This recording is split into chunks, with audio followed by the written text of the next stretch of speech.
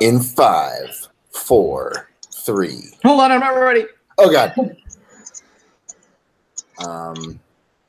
Welcome to the first edition of Tuesdice Dungeon World podcast. I'm your dungeon master, master of reality, Dragon Boner.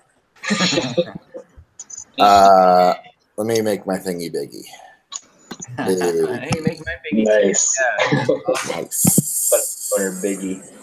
Okay, so we're playing Funnel World. Jake, I know you listen to some Dungeon World podcasts. So Yeah. This is based on Dungeon World. All of the rules, well, most of the rules of Dungeon World apply. And then this is sort of like a layered hack on top of that.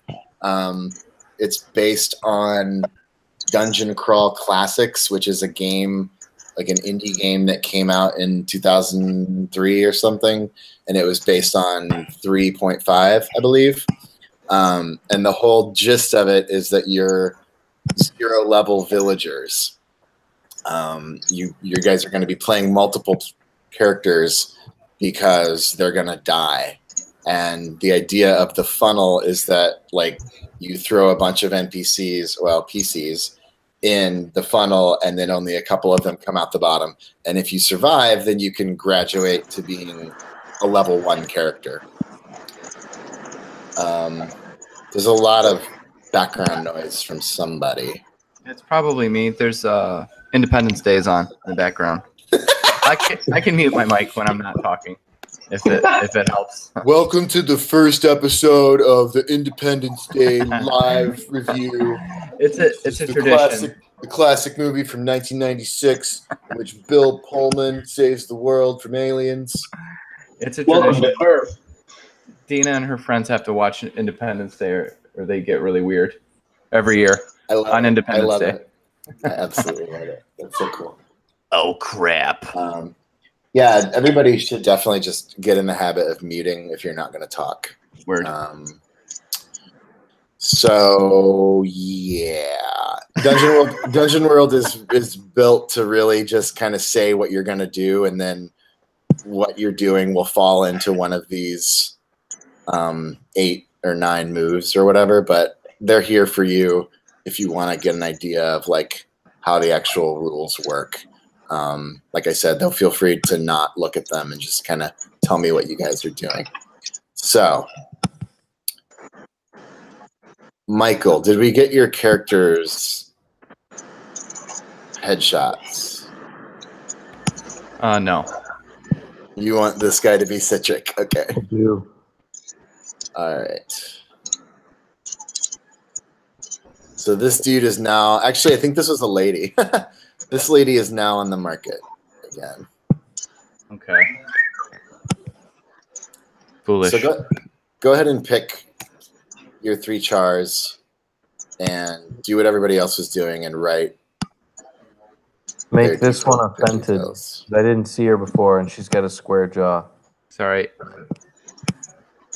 This is offended? Yeah. Okay. Do my bidding. Fucking amateur hour over here. We've already lost our entire audience, you guys. Sorry, I don't know. Yeah, I don't know. I don't know what to do. I don't know how to choose one of these things. I mean, I see the ones I want, but just click and hold, and it'll like ping it. Should also do it for you. So tell me what the guy is that you want, and ping it. I'm sorry. Okay. Boner Master has to do it for you. Yeah. Okay. I want this William Shakespeare looking motherfucker to be Besser one. Okay. Nice.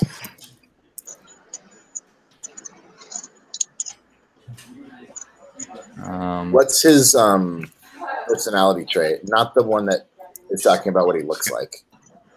Gracious.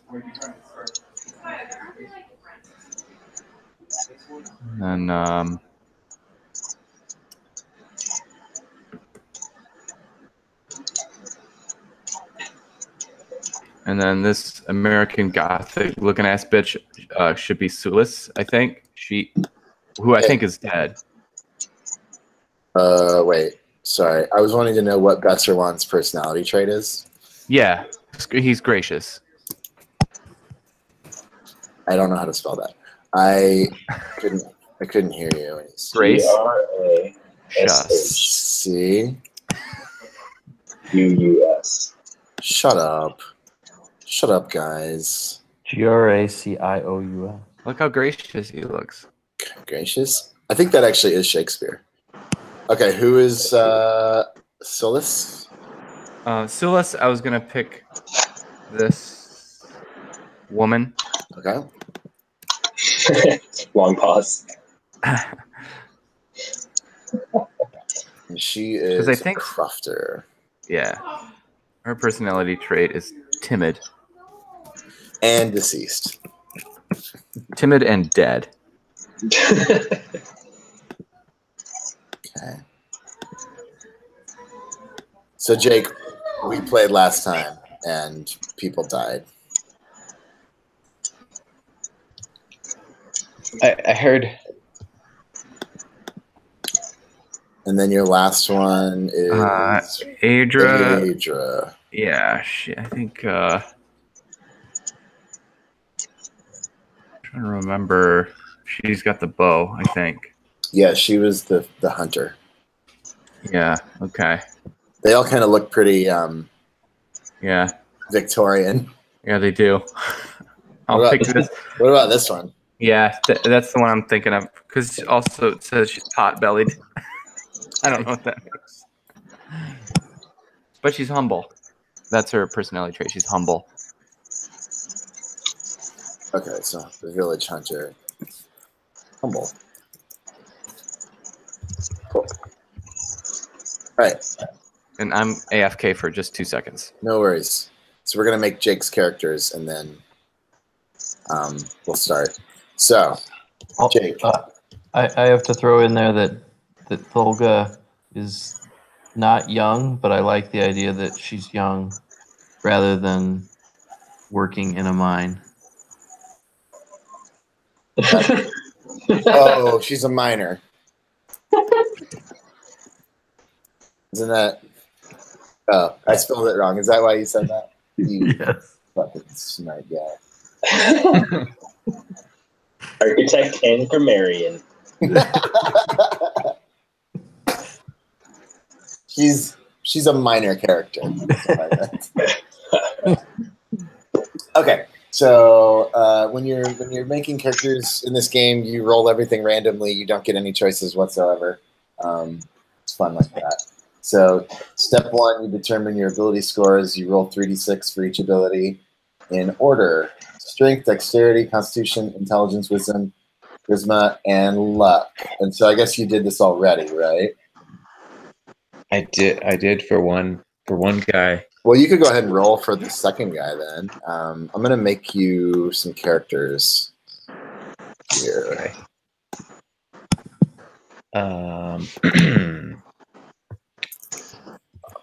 10, Jape, number 1. Do you want me to go ahead then? Yeah, go ahead and roll your dice. Okay. Strength. Just happened here. Dex. Con. Intelligence. Wisdom. Charisma. Luck. Okay. Do you need me to repeat those? Yeah, you're going to put them in your character sheet. So. Oh, okay. On mine. Is there like a fillable thing I can do, or should I just write them down somewhere? No, if you go to the journal, I guess is what it's called. Journal tab. Oh, in Roll20. Yeah, and then okay. There's 2. I made 2 characters for you.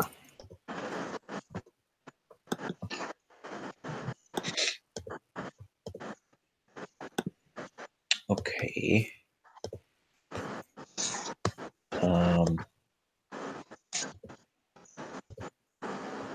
I see them. I'm unsure what to do about them.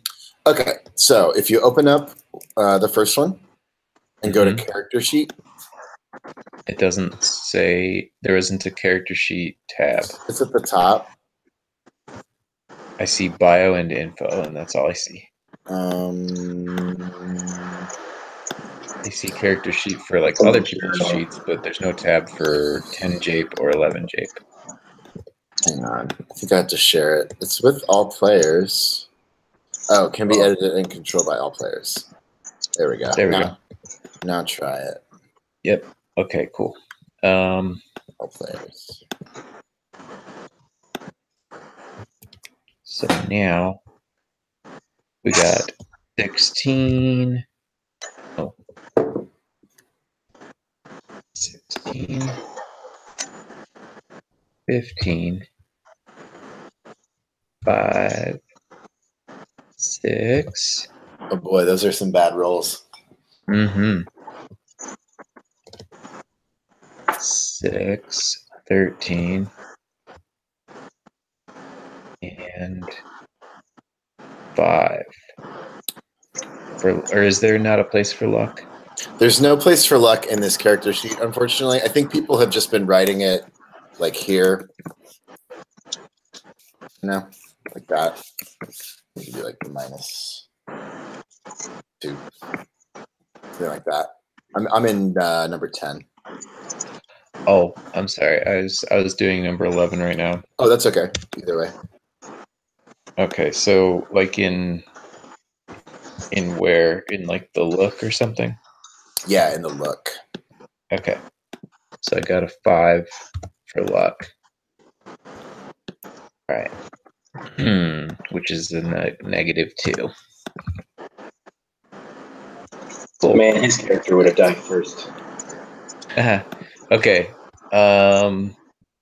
I know that HP is calculated by con, which is what, like 4 minus 2 or something like that? Wait. It's Constitution 64. divided by 4. So your full Constitution number divided by 4. So 5 divided by 4. So I think that's going to be 1. Right? Yeah. Rounded up. 1 rounded up. So maybe 2?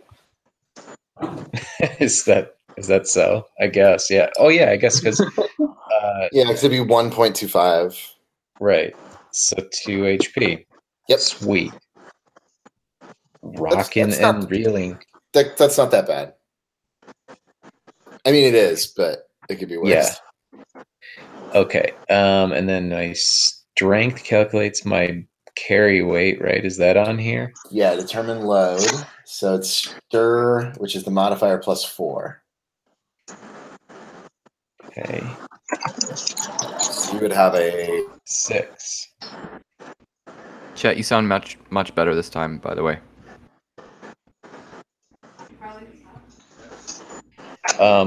But my question is, where do I put that? Is that on here or no? No, you can just write like just in look, right? Like Okay. load is what was it? Okay. And then now I can move on to my personality and such, or my occupation. So I'm just gonna write damage 4, D4, so that you know that. Yeah. So the next one is determine your occupation, race, and gear, which is a D100, and that you could probably write up in the class for the occupation.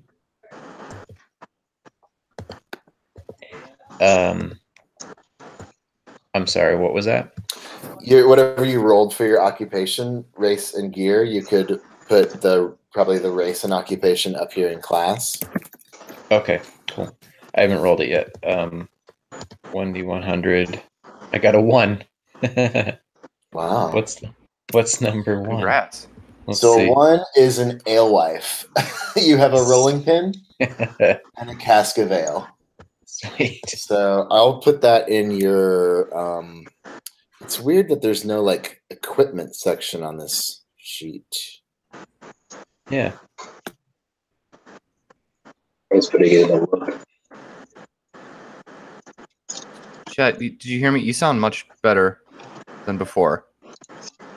Yes, you've improved sound quality. Yeah, the 6. I agree that Chet sounds better this time. Yeah. It's because I got a sweet new headset, guys, Oh, nice. for my professional live streaming RPG tabletop podcast career. Chet, are you not able to hear Matt or Michael?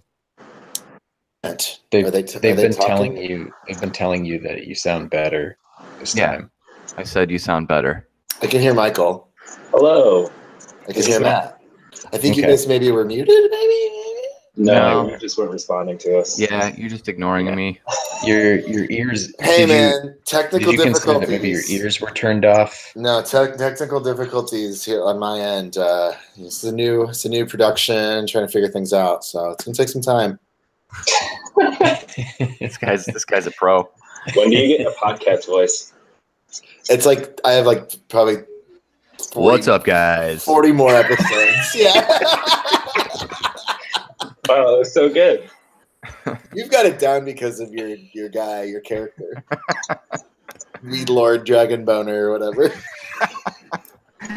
If you guys have 69 Dragon Boner 420. If you guys have not seen Michael's 69 Dragon Boner 420 YouTube videos, you should pause this and go check it out.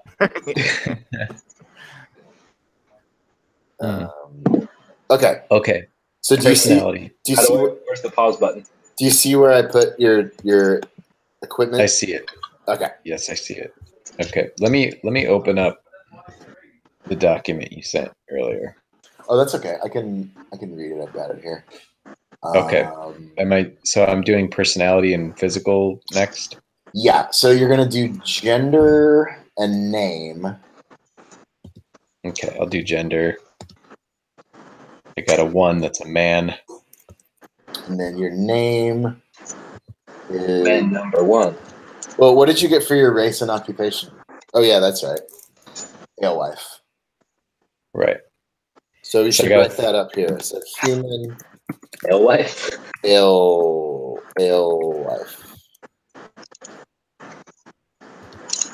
Why didn't it change? I don't know. I'm in 11, Jake. Oh, there it is. Yeah. Okay, I got a 30 for name. Okay, that is for human male. Benoik? I don't know. Benoik. Okay. Benoik. Let's go with Benoik. Benoik. And is there any, now the traits. So this is physical, 27. So for the physical traits, you are full lips. Yes. Yes. Okay. Yes. Full lips. And what about your personality? Full lips. You got those full lips, it doesn't matter. Yeah. 65. I got a 65. That is neat. Neat. I like that. Neat. Just like as in like he's a neat guy. Yeah, he's just neat. Okay. Love it. So damage is already like a thing on here. Are you writing that in for? Oh yeah, I guess you don't need that. You can just do it right here. Cool. So, all right. Oops. No, these are new to me too. So I think that's everything for that guy. cool. Okay. And actually, I'll fill in the stuff for Tolan. Yeah. So you got your name, got your traits, got your. Okay. So what we need to do is roll one bond for each of them. That's right. 16. So that's going to be a. Where's the bond? It's a D20. Okay. I got a 2. Okay, so it's blank insulted me by, and then you choose one or roll 1d4. So you A have 1d. to. So you have to roll. Let's roll 1d4. Okay. 1. Okay, so your bond. I'm going to add it for you, and it's going to say, blank insulted me by spitting on me. Okay, so you have to pick of the existing characters, and you can pick a dead one if you want, but someone you have to pick and fill their name in that bond. Okay. Do we just do one bond, or is there more? Just one bond. Okay. I don't know any of the characters yet. I feel like maybe I should wait. Let's introduce them. Everybody go through your guys and tell us about them. Tell me not just what's on the sheet, but tell me something interesting about them, about their personality. Just let's do a little background here. So this is a village, very poor, and it's called Shadowbrook. And there's been issues with drought. I know there's a big river here, but maybe it's not usable for some reason. Food is scarce. Provisions are scarce. It's really depressing. Our setting is like probably mid 1600s or 1700s. I'm thinking really, really closely to like the North American frontier of like initial settlers on the East Coast and stuff.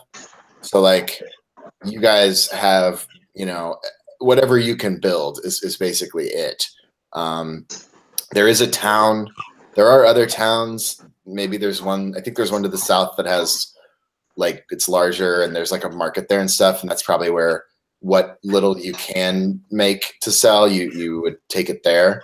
But for the most part, you guys are dirt poor villagers and you're just trying to survive. As we started last session, we saw poor Jiva, the dwarven mason, see a dude on the horizon, and she like called out and was like, "Hello there," and this figure like froze when it heard her voice, and then just started running towards her and basically mauled her. We didn't like see what happened, but it tackled her, and we heard crunches and stuff. Then we cut directly to the general store, which is owned by a man named Manton, which I should pick a face for. I'm going to go with this guy. His name is Manton, and he is the general store owner. They were all like in this general store with all these creatures, these men or people that had apparently gone crazy or I don't know, mad, trying to break in. And hey, Michael, can you mute?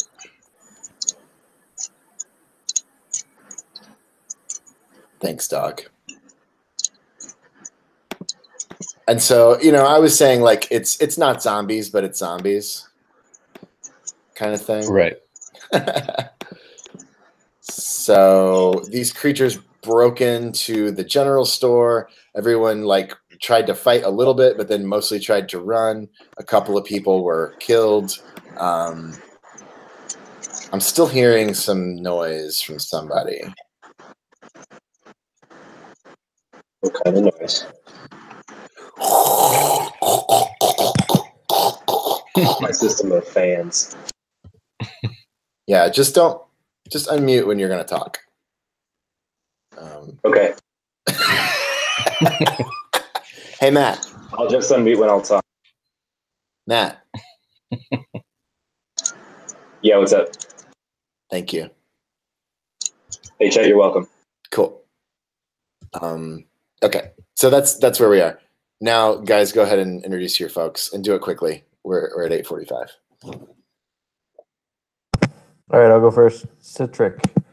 He, he thought there was always going to be money in being a dung carter. I mean, and like, everything falls away, but people still got to poop. So, figured he would always be gainfully employed, but he hasn't really made any friends. He tried piercings, just to make himself stand out, but piercings and feces, it's not a good real combo in this day and age. So that wasn't working out for him either. So really, things were not looking good for Citric, but he, he didn't think they could get this bad, and now he's hiding in his dung cart in the general store, pretty much isolated from the group, and he's not feeling very good. He's feeling this weird queasiness in the pit of his stomach, and he's not really sure why. Offended is feeling good about the fact that she got some of the people out of here, but she has spent her life trying to heal people, and now she is completely overwhelmed with how much death and destruction has happened so rapidly, and she just does not even begin to know how to use her herbs to stop people going crazy. It's usually more of a healing scrapes and broken bones. This is something entirely new. Tholga is just, she's always been a kind of a fighter, not like a literal fighter, but like a tough chick. She doesn't let anything get her down. She takes everything in stride. She's still a little freaked out, but she's just decided that she's going to do whatever she needs to do to make it through. Nice. Let's hear about Edmunda the blacksmith.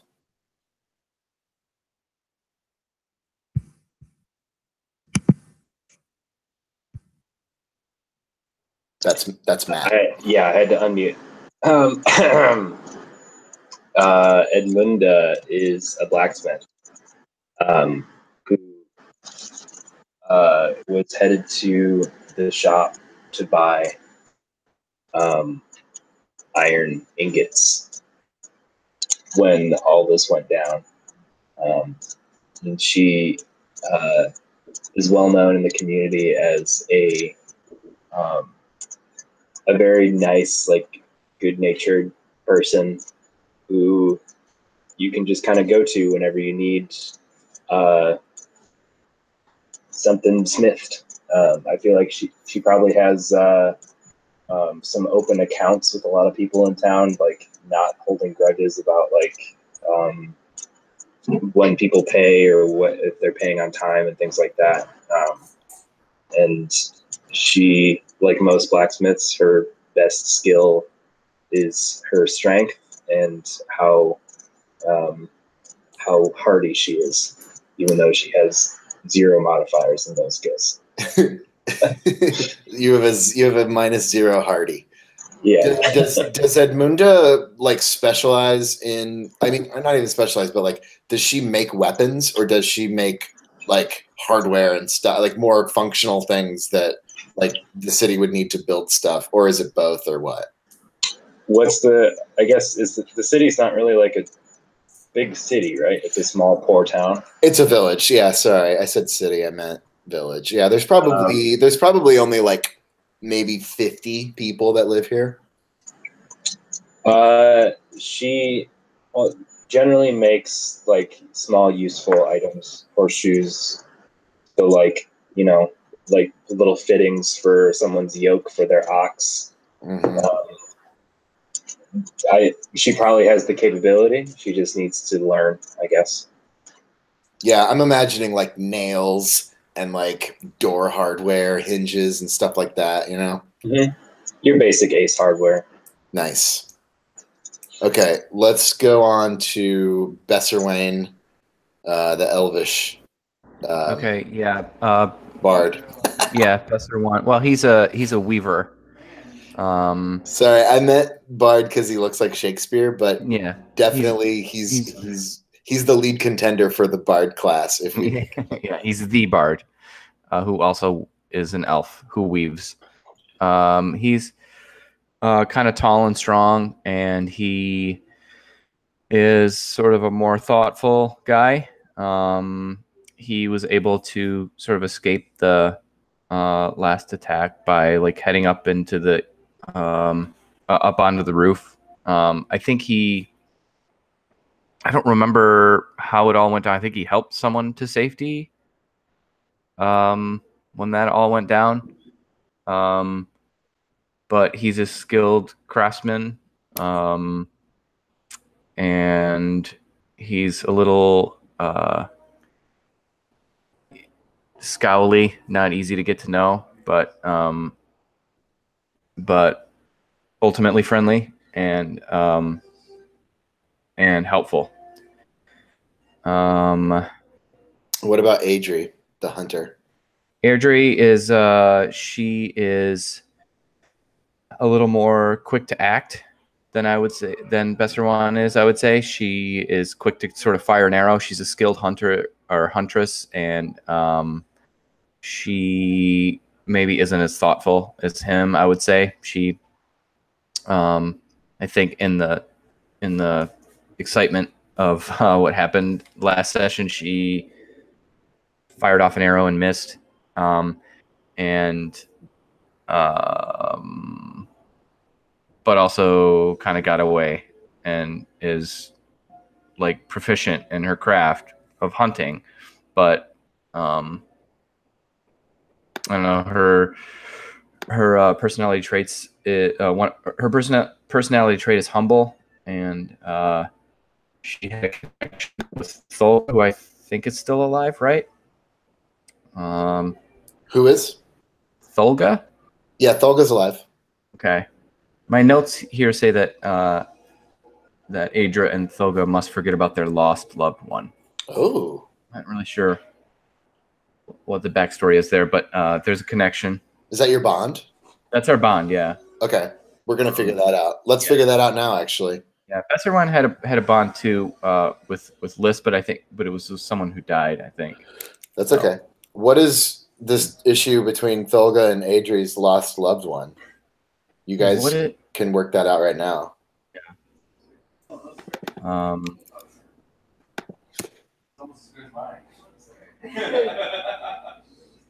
Feel free to discuss together. Yeah. Aaron, do you have any ideas? I was muted. I had lots of ideas, but I already said them while muted. Well, that's fine. Michael, let's hear your ideas then. Shit, I have 0 ideas. Those don't count in this game. If you're muted, it doesn't count. I was going to say she's romantic, so I think she was probably like romantically involved with somebody, but it went bad. Well, what was your bond again? Kind of a triangle sort of thing. Thulga and Adrian must forget about their lost loved one. So it implies that we both loved.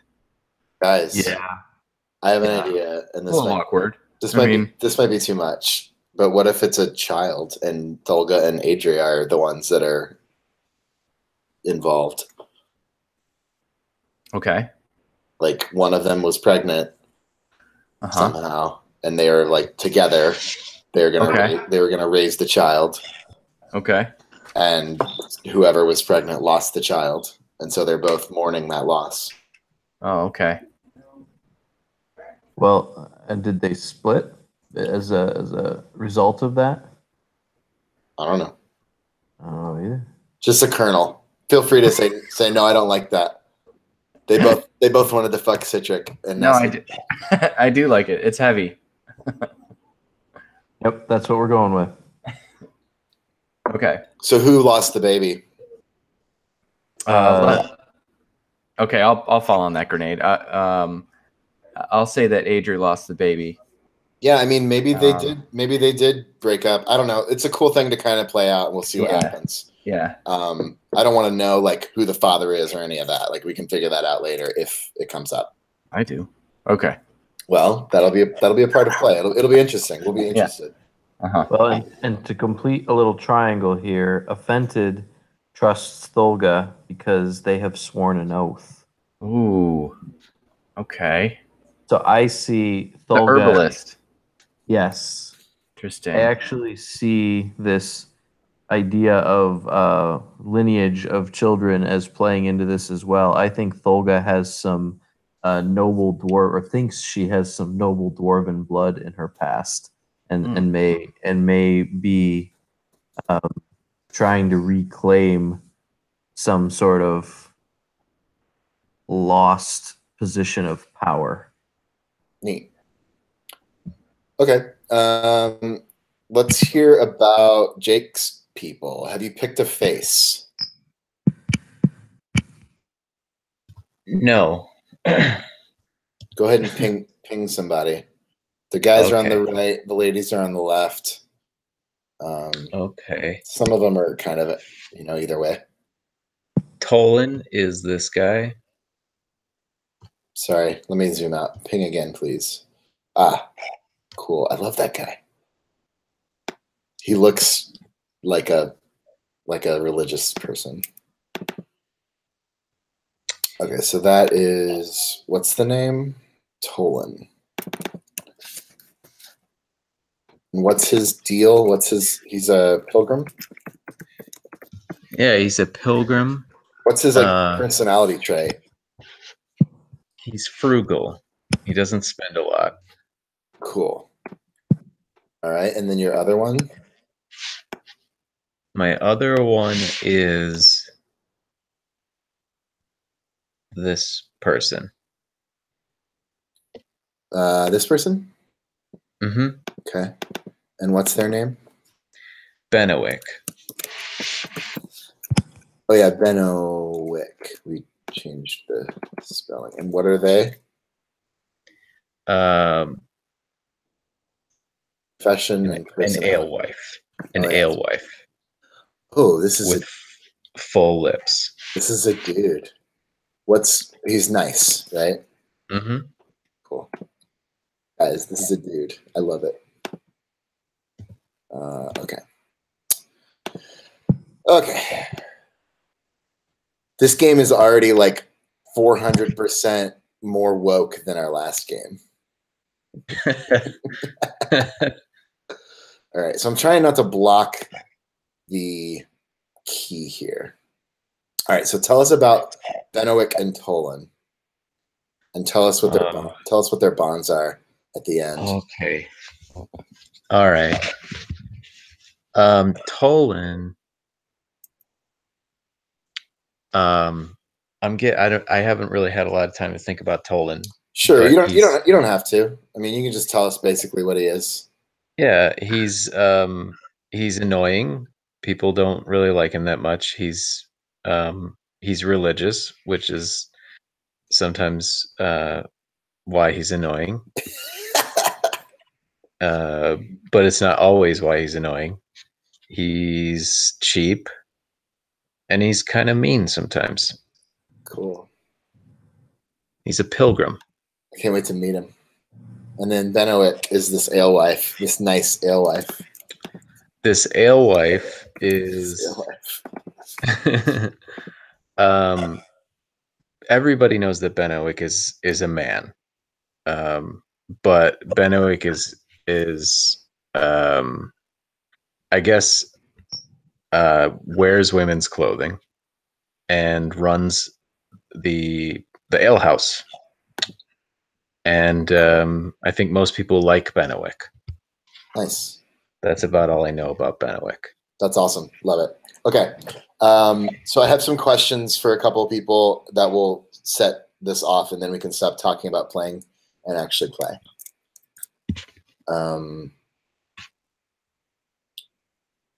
So did you do your bonds? Sorry, Jake. Benowick is is insulted by someone having spit on him, and Tolan, I did not do a bond for Tolan. Yeah, you gotta pick the person for Benowick and then roll a bond and pick the person for Tolan. Okay. How about Tolan is the person who spat on Benowick? Okay. Would you rather I do it with another No, person? I think that's fine. Okay. As long as you don't have Tolan's bond be Benowick's, I think that's totally cool. Okay. Is the bonds a D100 or oh no, it's a 20. D20. Okay.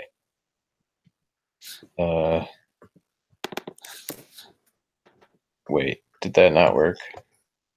Okay, there we go. An 8. Okay, that one is I saved blank from, and then the options are drowning, drink, a life of crime, or bodily harm. I think that you should pick this one because it seems more interesting to me.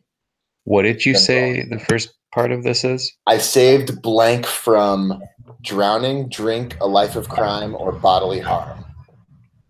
Okay. Oh wow. A life of crime, and I'm gonna go with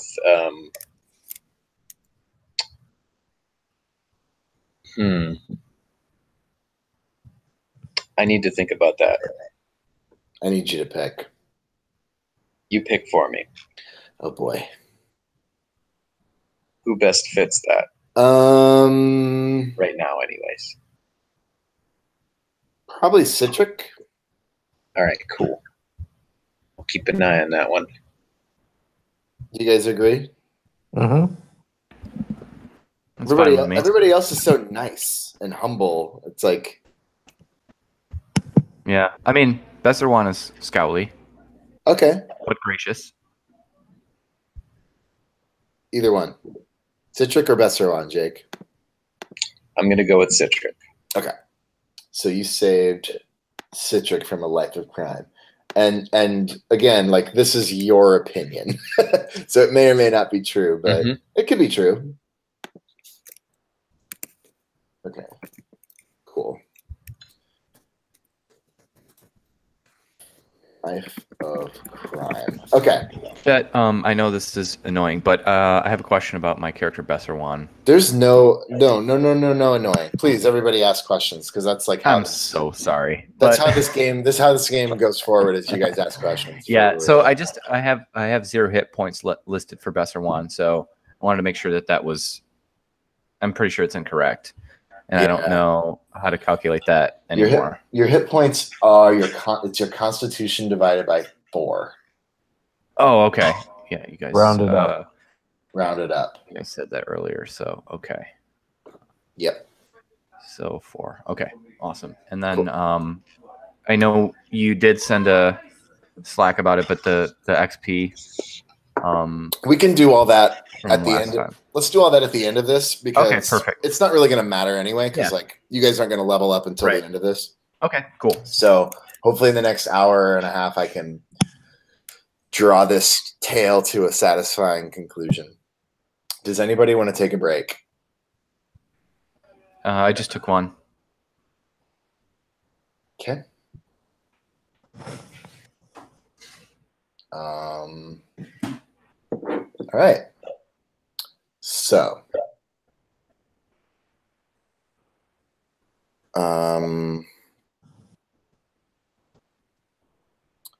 Effentid.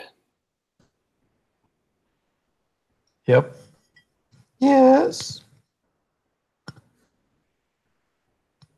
Which of the new characters, Benowick or Tolan, is your kin, and where would they be holed up at this moment?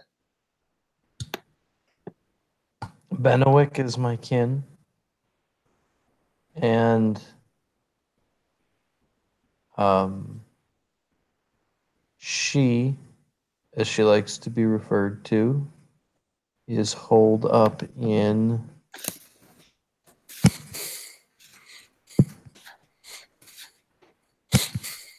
I think this Wait, how close is the smithy to us? I don't want it to be right next door. It can be where, I mean, I have these here as like This suggestion. It doesn't have to be these, but you know, feel free to like make up a place and tell me where it is. No, I'm gonna go with the smithy. I think she's got a good head on her shoulder, and she thought that going to the place with all of the like potential metal tools and picks and shovels would be a good thing. Okay. Why do you feel the need to go to them? Because she's the only family Offended has left. Cool. Okay. Benwick, you were running down the street. There are men who seem to be like rabid. They are not responding to any conversation or any like attempt to talk to them or talk them down, and they are violently attacking anyone that they see. You raced to the safest place you could think of that was close by, and that was the smithy, which is here. You open the door, and who do you see but the self-righteous pilgrim who spat on you not a week ago? He seems to be cowering in the corner, and no one else is in here. He's terrified when you open the door for fear that you're one of these crazed, ghoulish men. And now you're in a scene with yourself. What do you do?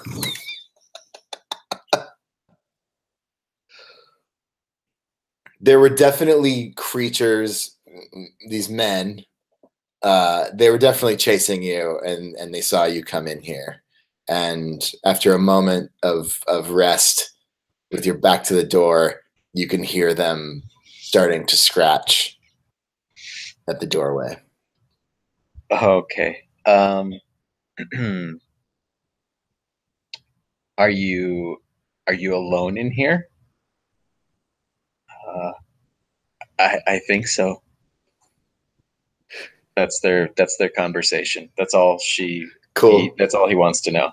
Cool. Yeah, this is definitely like this is a smithy. Like there's an oven. It's not burning, but there's like a little like pit with some coals and like a little sort of rounded wall that they can like, set fire to, and there's bellows that are on the side, and all along the wall are like metal instruments and like little pincer grabbers and pokers and shit.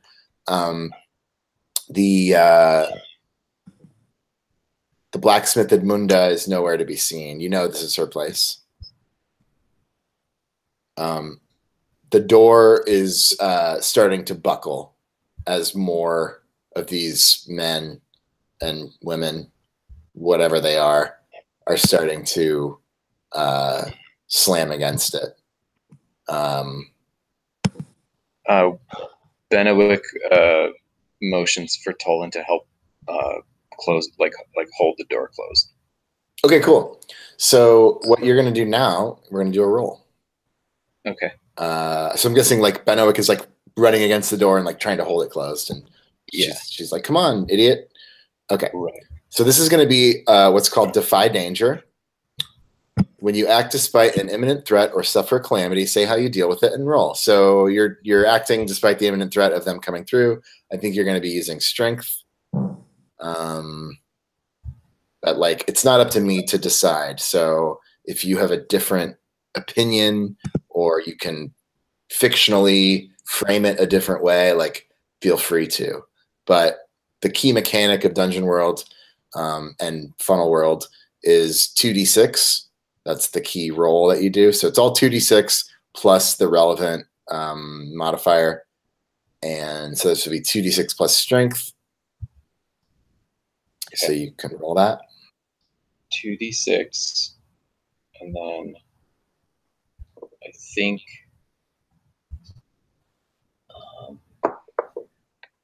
And I think because Tolan is helping, you could actually also roll the aid or interfere move okay. for Tolan. So first do the 2d6 plus strength for Benowick. Okay, I got to do something about these dice. Hang on a sec. There's my roll, but I got to fix. I don't know what's happening with them. They're like, it's requiring me to like drag and drop across the screen or something. Oh, yeah, that's weird. I think there's a way to turn that off in settings. Oh, here we go. Enable advanced dice. I don't care about that. Okay. Okay. So there's my roll. Nice. 8. So you got an 8. The most that he can do to help you is a +1, so it's really not even worth rolling because the next sort of category is 10. The way it works is he walks up and he's like, he kind of like puts his hand like near the door and does like a, well, you have it already kind of thing. Nice. Totally. Okay. So we did some of this in Thunder Tree, Jape, so it's probably familiar to you, but like what's cool about Dungeon World, in my opinion, is that I never roll any dice as the GM. It's all up to you guys. And depending on what you roll, there's either full successes, a success with complication, or a failure. And so, you know, if you're fighting somebody, like I don't ever have to roll for that person because your rolls determine what they do. And if you roll like a mixed success, which is like the middle result, then they get to hit you back. If you roll a failure, you don't hit them and they hit you hard or something else happens. It's all kind of like up to me to decide based on what's going on, what happens on a failure. But in this circumstance, you rolled an 8, which is on a 7 to 9, you stumble, hesitate, or flinch. I will offer you a worse outcome, hard bargain, or ugly choice. So I think that you braced the side of the door that is like closest to the hinge, thinking that Tolan was going to like take the main part of the door that opens, right? Mm-hmm. Like the more leveraged part. And therefore the door started to open because you don't have good leverage on it. So the hard bargain is they're going to grab Citric and pull him out. Sorry, they're gonna grab Tolan. Okay. And pull him out. You'll be able to close the door afterwards. Or you could expose yourself and try to like shift your position on the door and get it closed. Benowick would do that. Okay. So you're gonna have to defy danger again. Okay. Also, I would say maybe quick thinking, so intelligence. Okay. But seriously, again, like it's completely up to you to tell me how you're doing this. If int is not your bag, it's not cheating to say, no, she's just gonna be like burly as fuck and push harder. So you tell me. It's a conversation. Yeah, I think what would happen is maybe she would kind of fumble over this and try to quickly make a move. I don't think it would really be about her quick thinking so much as just a reflex. Mm-hmm. And so I would think dexterity. Oh, okay. That's nice. Totally. I can see that because you're like shifting your position quickly and it's not so much about strength, but leverage. Yeah. Cool. So roll 2d6 plus dex. Okay. Uh-oh. Okay. So that's a failure. You get to mark XP. So give yourself an experience point in your character sheet. Whenever you fail, you get XP. That's sort of like the consolation prize. She falls. The door flies open, too quickly, and a group of 3 or 4 of these men stumble in, and one of them grabs Tolan. Did Tolan come up to the door, or was he not even like interested? Tolan was near the door. Okay, so yeah, this one of them grabs Tolan, and another one starts lumbering towards Bennewick, and is basically gonna fall on her.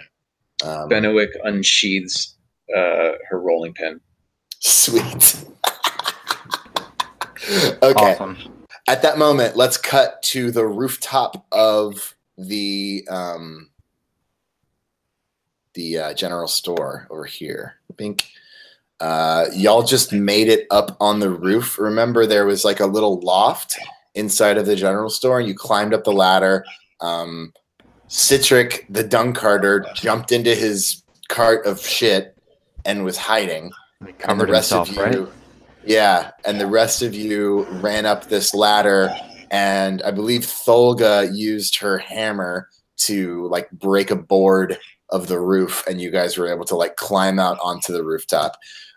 You come out here and you see absolute devastation. The windmill's on fire. There are like crazed men in the streets, like chasing people. It's chaos. It's much worse than you thought. Edmunda says, "This is certainly challenging my good-natured disposition." Edmunda, you just watched your close friend Sullus, the crofter, get ripped to shreds and apparently eaten by these men, these mindless ghouls. Oh, she knows. Are you like freaking out, or are you like what? No, she's like kind of like trying to solve the problem at hand. I think instead of she's kind of an act now, process emotions later. I think sort of Cool, person. man. I think your bond was that you were working on. You wanted to uncover arcane secrets with her, right? No, she does not trust Adra because they're stupid. Oh, So the humble and the good-natured one she does not. She's distrustful of the humble one in the town. who had the bond with Sullus that they were uncovering arcane secrets? I don't think remember. it was Solus was guys. my character, I think, and then but someone else had like an arcane secret with her, right? Yeah. Okay. So Sullus had the bond that she wanted to uncover arcane secrets with Edmunda. Oh yeah. Yeah. So that bond goes both ways. So Edmunda, all you can think about is the arcane item that you and Sullus uncovered, you discovered, and you had, and you were working. It's an item. You were working together to understand the secrets of it. So Edmunda, what was that item, and where did Sullus keep it hidden? I think it has some sort of. I mean, it's made of metal, so I think Sullus brought it to Edmunda, maybe thinking that she could help either open it or like. I'm thinking. Sullus was like a crofter who had a bunch of, I don't know, she had a sack of turnips or something, right?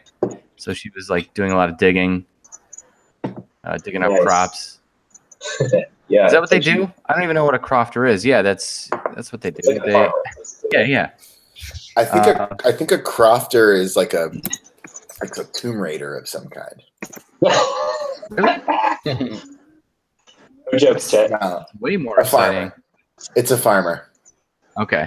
I was gonna say because So you found a metal. we had like a bag of onions. So you found a metal box and you brought it to your pal, Uh-huh. and found out that it was magical or whatever, arcane. Yeah, it's like a ornate metal box. Yeah, it probably glowed a little bit too. Okay. But we Cool. couldn't get to the bottom because, Solus, she was eaten or ripped apart. So, Not even eaten. where did Solus keep this magic metal box hidden? In her bag of onions. I'm talking to Edmunda now. Oh, okay. I'm sorry. She was my character, so I feel like a little bit of ownership. But she's dead. That's okay. This is all through the perspective of Edmunda. Edmunda is remembering her dead friend and thinking about that box and thinking, where did she keep it? I think it's still in her shop. So Solus brought it into her shop in the bag of onions. Okay. And left it in there. Or they tried working on it and then left it in there. Okay, so it's in your shop. Mm-hmm. Cool. Neat. Hint to the people that are in my shop.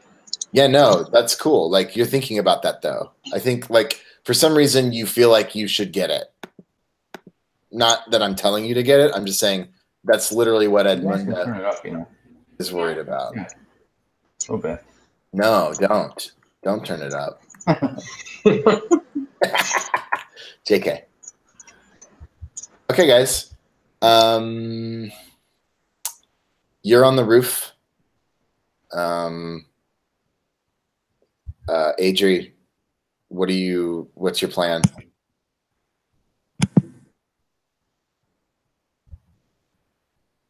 Your town is getting attacked by these creatures.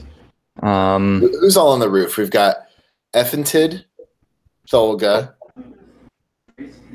Manton, Adri, Besserwin, and Edmunda, right? And Edmund the goat. And Edmund the goat. Oh, the goat is up there? Well, his caretaker died, so he's just kind of doing his own thing now. Okay. Roll a luck roll for. I mean, is he actually on the roof? Yeah, roll a luck roll from List. To see if his goat died. Because come on. Well, I mean, goats jump. They can jump from roof to roof. I mean, this is important. Yeah, goats saw people getting up to the highest place they could get. I'm just saying that's why it's a luck roll. Thank you. 2d6. Oh. Nope. Yeah, no, as it was trying to leap up the ladder, it kind of like didn't get all the way, and it started falling down. Like it was just thudding down each rung, and a man with white, like milky white eyes and bloody, like broken jaw and hands that are all bruised and ripped open from like scratching at the door, just catches the goat and starts chewing on its neck. I roll a Constitution save to resist the gnawing. No, it's a goat. So no. I thought this goat was going to be the linchpin of the story, Chet. We don't ever know what's going to happen when we play games like this. Except you have something out for my goat. Yeah. No, I just wanted to know where he was. Okay, actually, I should really read this to you guys because this is important. There's a thing in this game about agenda and principles. So, okay. In Dungeon World, there are principles, and it's supposed to like help the DM like play the game better or whatever. But this is very interesting, in my opinion, in terms of like game design, and it's a new one that Funnel World added, and it applies to the GM and the players. You should savor the kindness and cruelty of fate. So take as much pleasure in the bad rolls as the good, because both kinds make the story more interesting and often more hilarious. I get that. So This is still really terrible. with the goat. I just gotta say. okay. But thank you. Yes, I get that. I'm excited as hell to watch that goat die, personally. Effentid, is anyone injured? Still Citricus, but that's it. Yeah, Everybody else didn't really have a chance to take damage. They basically just died. He's gone. Who knows what he's doing? Yeah, no kidding. I do remember that Offented was thinking, maybe I can find a cure for this. And that's where her mind's at. She cures what ails you, but she knows that until she gets to study, why this is happening, she's not going to find a cure. And she noticed some unmoving bodies down on the ground, not animated. Some of the zombie-like creatures had apparently just ceased to move. So I think she had wanted to. Am I making this up, or do you remember that too, Chet? Yeah, you definitely killed some of them. Well, but you had said I had like 3 questions, and one of them was like, "What do we do now?" or something like that, and that's how we ended it. I don't know if you put it in your notes, but there was like bodies of some of these creatures lying over by the bridge. I don't remember that, but sure, Okay. sure. Well, the other thing is that I wonder if she actually saw her only family member, Bennewick, kind of at the last minute as she's coming up on the roof, open the door and dash into the smith. Totally. Okay. So she looks at Thulga and she says, "Remember that oath that we swore? We need to get into that smithy." And she starts trying to look around to see if there's a way that they can get closer to it without exposing themselves. And it seems like there's a small storage shed that the general store used, that's kind of in a Tremors way. You guys remember that movie? Yeah. Okay, so Yes. basically we got to stay on the roofs. Don't touch the ground. And she thinks that we should at least get closer by jumping from roof to roof and getting closer to the smithy. Okay. Does she like do that, or does she suggest that to the group? She suggests that to the group. How does the group respond? Thulga's for it. Wait, who's the one she had what was it, an oath with? Thulga. Olga and who? And Offented. Benton had the oath.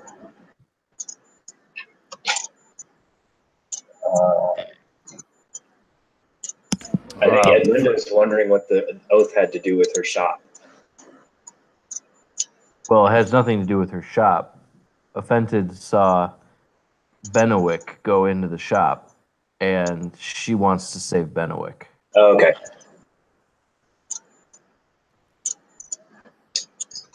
Well, Edmund is for it because she needs the box. She feels like she needs the box. Adri? Besserwin? Yeah. say- So Adri is for it. She is sort of focused on immediate danger and anybody sort of around like the building that we're on top of. And she's kind of at watch with her bow. She also notices that it's I don't know,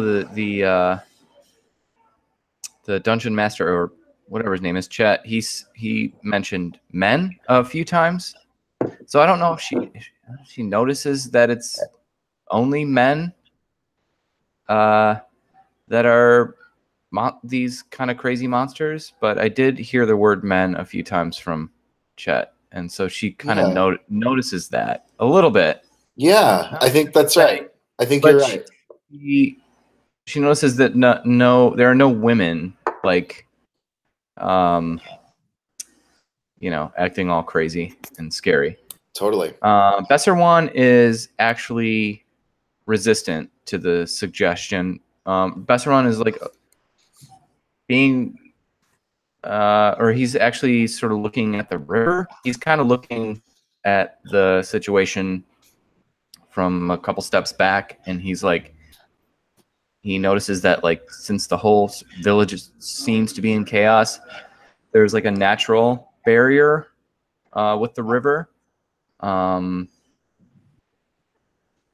But I don't remember the initial, like where the first zombies, sorry, I didn't say zombies, but zombies. I don't know where they came from, but I don't know if they came from across the river behind us. Like, I think they came from the north.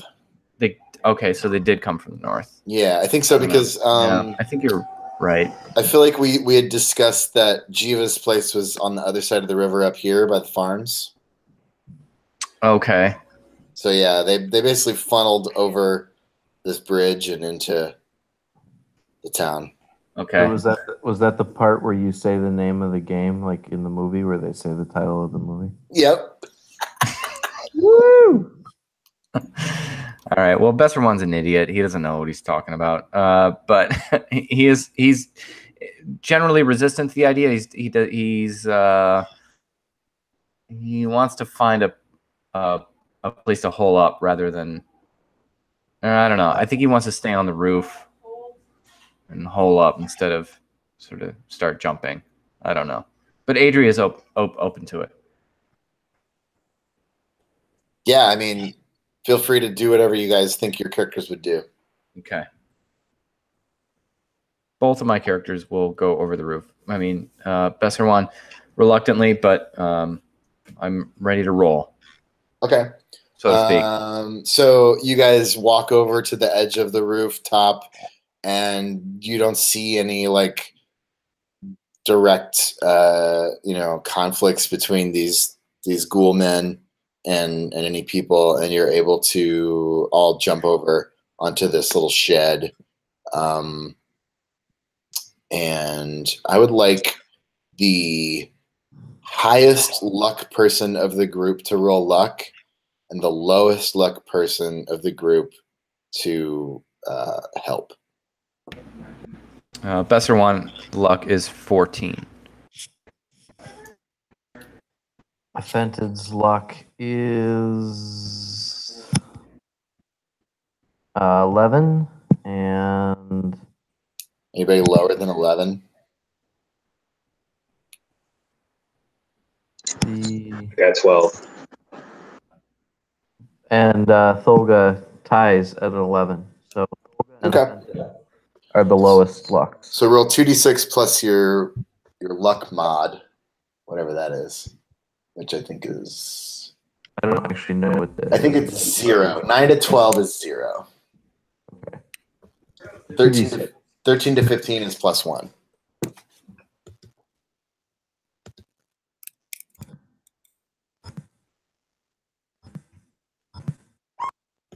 You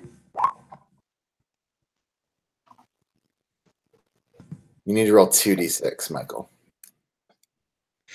So roll another one. Yeah, I know. I screwed up. Sorry. I don't know how to use this stupid. Dude, roll. You know what? Two real 2d6. If you can't roll a dice, then you don't need to be in this crew. I mean, I'm rolling for real. Hold on. yeah, you can roll real dice, but I would say 5 is pretty good. But... I got 5. Ah, good. What'd you get total? So it's 5 plus luck? Well, it's whatever you rolled plus luck. So you rolled a 10 total. You got 2 5s. You got a 5 on here, and you got a 5. Oh, so you just rolled 1 personal dice? 1 IRL die? I rolled 2 IRL die. What I got a 3 and a 2. Okay, so 5 plus your luck, which is going to be 19. I think 0. 19. What?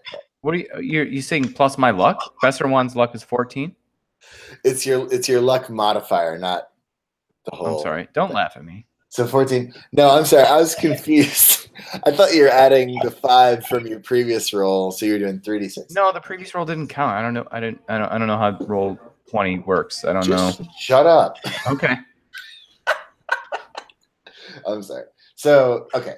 You have a 14, which is a +1 modifier. So you rolled a 5 plus 1, which is sorry. a There's 6. no like luck. There's no luck thing on here. I know. You should write it in your thingy.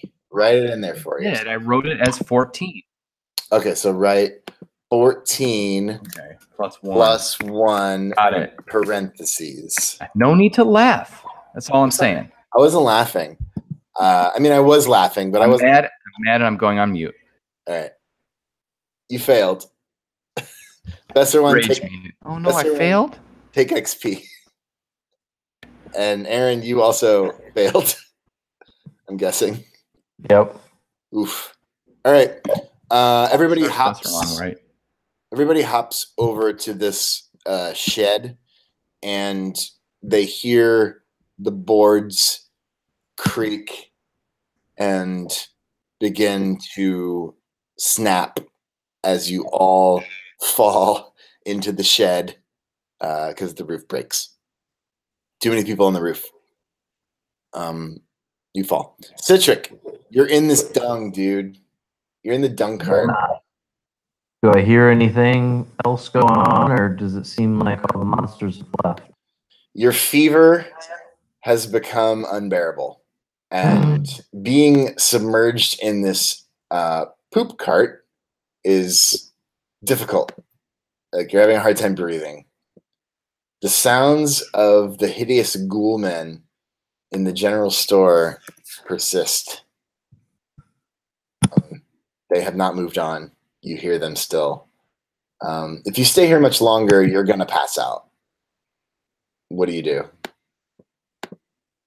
I try to sneak over to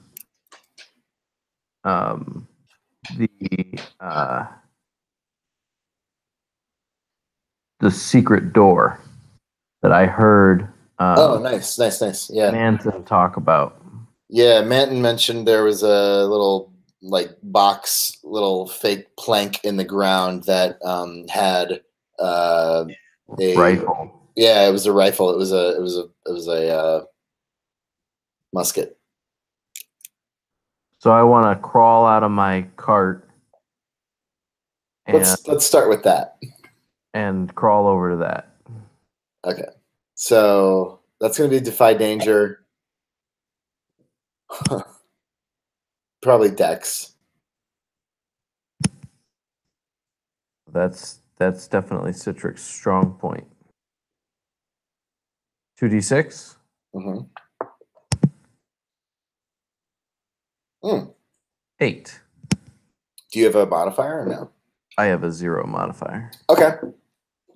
Yeah, you kind of your head lifts out of the dung, and you can see the room is still filled with these dudes that are just at this point they're scratching at the ladder. Some of them are trying to climb the ladder and falling.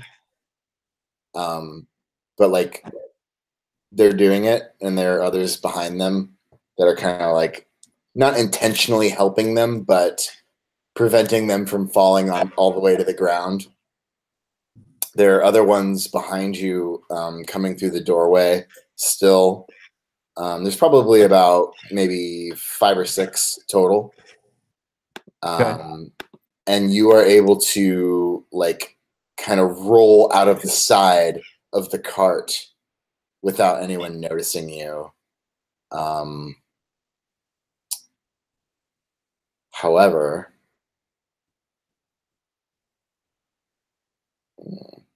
all right, so on a 7 to 9, you stumble, hesitate, or flinch. I will offer you a worse outcome, hard bargain, or ugly choice. Okay.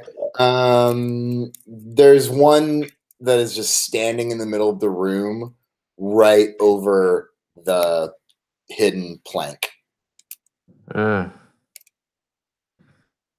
Okay. But you are not seen. Okay. Hopefully this isn't too campy. But I'm gonna take inspiration from Bill Murray. I am going to just Citric, I as in Citric, is going to stand up and begin like shambling around just like these things do. Cool, man. Give me a defy danger with charisma. Or no, charisma or intelligence, whichever you think. Well, I don't even know what my things are. Let me look, but I think I have to go charisma. Because Bill Murray's the inspiration for this, and it's basically acting.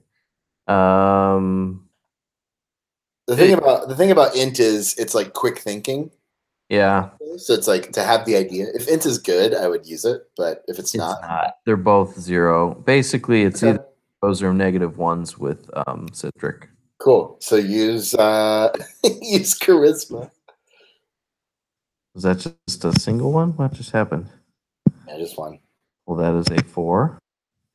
Nice. 5. So 9. 9. Okay. They don't notice you. You step up and start shambling, covered in poop. Yeah. And what's your goal here? You want to go over to where the plank is, And then open it up and then get out of here. Okay. So I think you realize that you could leave. The doorway is open, Oh, then I just will. or you could press your luck basically and try and get over to the gun.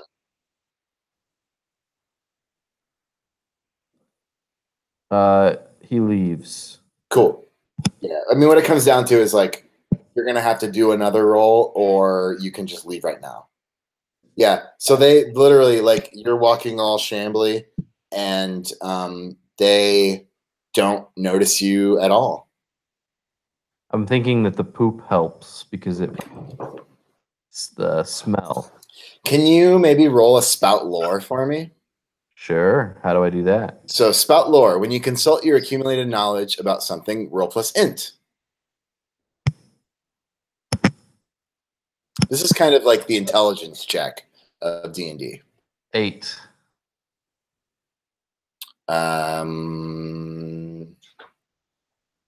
Tell you something. So on a 7 to 9, the GM will tell you something interesting. It's on you to make it useful. I mean, I think what you just said is what it is. Like these creatures don't seem to notice you. So, And potentially the fact that they can't smell my non-infected whatever odor might be part of that. Is that what you're saying? Because that's no. All I'm saying is that they don't notice you. I don't think that you know for certain if it's because that you are covered in poop and they can't smell you. I don't think you know for certain that it's because you have been bitten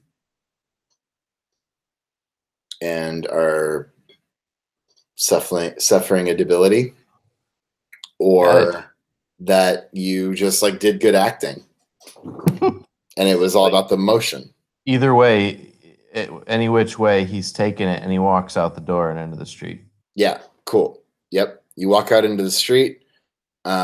Just as you hear to your left a huge crash as your like 8 other companions fall through this shed over here. Let's go to Benowick and Tolan. Tolan, you're grabbed by one of these men. Benowick, another one of these men are lurching over you, and you pulled out your rolling pin. What are the both of you doing?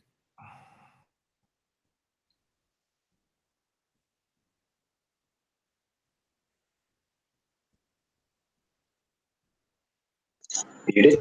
I'm sorry. Benowick will hack and slash. Tolan will defend. Cool. So here's the thing that everybody who plays Dungeon World for the first time hears. You don't get to say the move, unfortunately. Okay. The move happens when you do a thing that it is that qualifies under the move's description, right? So you can't hack and slash someone. You have to say, you know, I roll out of the way and hop up to my feet and smack him in the head. Okay, I got it. So Benowick smacks the man with the rolling pin as hard as she can. As she's like still on her back. Yes. Cool. Then yes, that will be a hack and slash. Okay. I know it seems a little like trivial, but no, I understand the difference. Okay. It totally matters. It totally matters. I mean, we already know what I want out of this situation, so it may, you know, it seems trivial once you know exactly what I was aiming for, but I get it. Well, the thing about it is, though, for real, is like you tell me what you're doing, and then we all understand like what's happening in the scene. And if you, depending on your role, new shit happens based on what you said. So it's not just me wanting you to like give me more flavor. Like the flavor actually matters, because if you were like trying to get up and hit him, something different would happen than if you were just trying to swing from on your back, you know, like it all kind of, because of the way that the roll works, where there's like a middle result, like how you describe your action can affect what happens next, because we're constantly just sort of building off each other. So it does matter, like mechanically, even though it seems more like, you know, fluff. Right.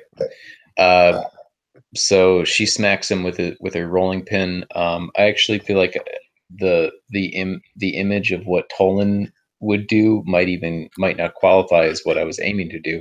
So what Tolan would do is, I guess he would flail. Basically, he's just flailing, trying to get away. Okay. Yeah. So like what that sounds like to me is Benowick is hacking and slashing, and Tolan is defying danger with dexterity. Okay. Every time I put, for some reason, I was looking at my sheets the entire time I was waiting, and then I put them away right when you said my name. Here we go. All right, so Benowick is going to attack, right? Yeah, so roll 2d6 plus strength. Okay.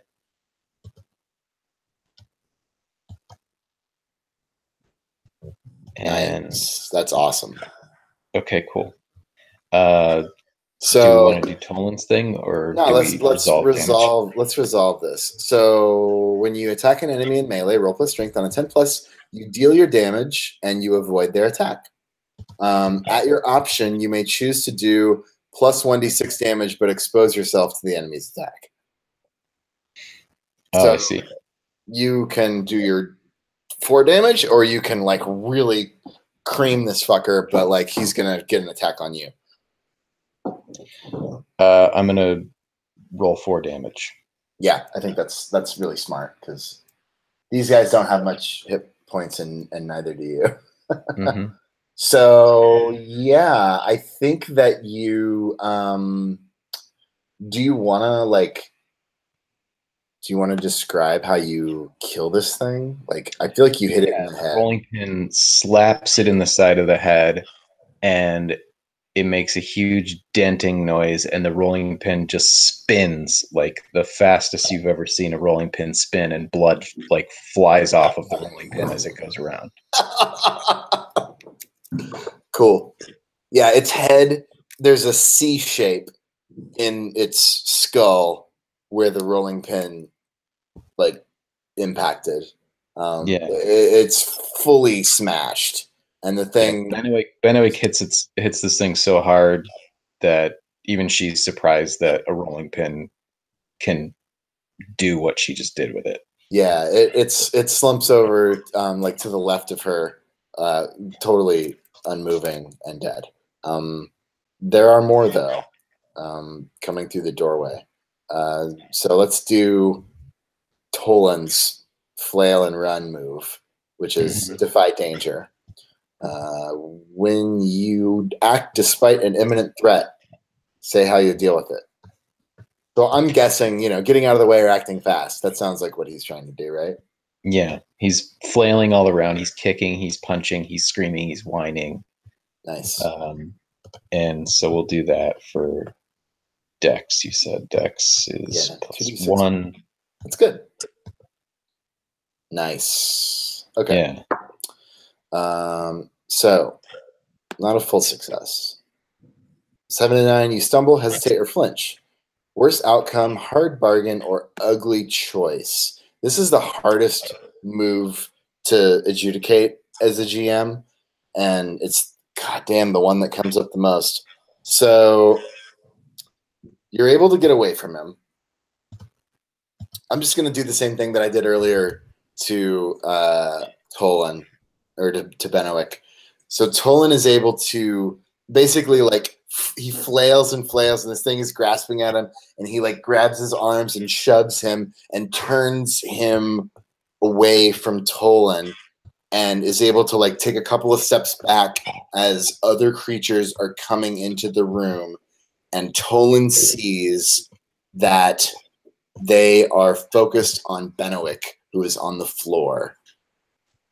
He could run and try and make his way out the back, or he could do something to try and help. What does Tolan do? Tolan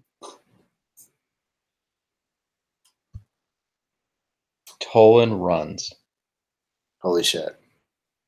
Yeah, Tolan runs past the forge. There's a little hallway that leads to, like, a little closet, and then on the side is, like, a little room with a single bed, and around the corner there's a door that leads out the back, which is, like, over here, and he makes it out the door. Yeah, before he ran, he looks for a couple seconds and he says, "I'm sorry." Awesome. But he's out of there. Awesome.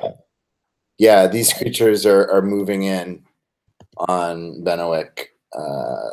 So let's cut now to the team fell through the shed. I just want to let you know I got to go in a few minutes, but I'm sticking around to hear what happens here. Okay. Yeah, everybody fell through the shed. I think Tholga starts to push things off of herself and everyone. I mean, I don't know if the whole building collapsed or if it was just the roof, and now just the roof on the ground. She knows that staying put is not a good idea, so she immediately,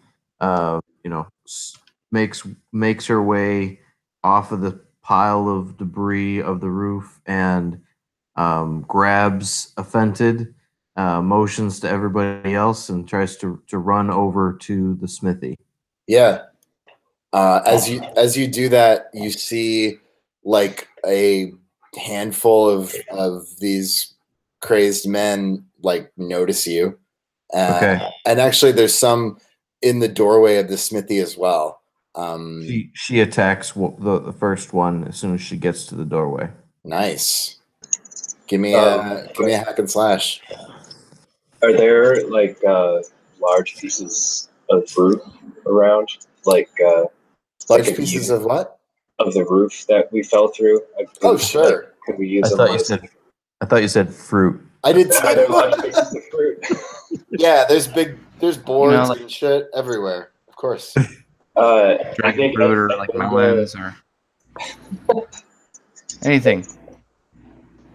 Edmunda grabs a big piece of the roof and motions for other people to do it too, to like use as a shield on the way out. Nice. Cool. I don't know how useful that is. I mean, you can just do that. Like you have boards. There's probably one weight if you want to write down a board. It's probably better than fighting with your hands, so it's like a near weapon. I would have to drop one of my iron ingots, so no thanks. That's a 10, Chet. Why don't you huck an iron ingot at something? And waste my iron ingots? You got a +3 in your strength? Yes. Oh, fuck yeah, dude. So, yeah, Dolga just, like, rushes the guy closest to her and, like, smashes his skull with her hammer and pick or whatever it is. Yeah, and she gets a +1 damage to that. Fuck yeah, let's roll your damage. I'm going to say he's dead, but go ahead and roll some damage.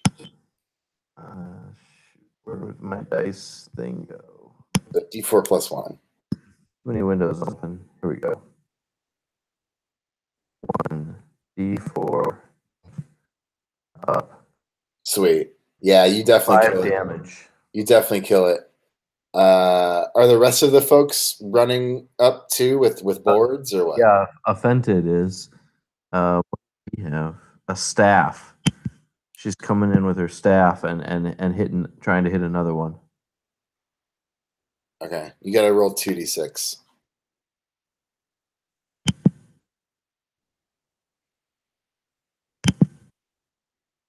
plus strength. 9 and a 0, so a 9.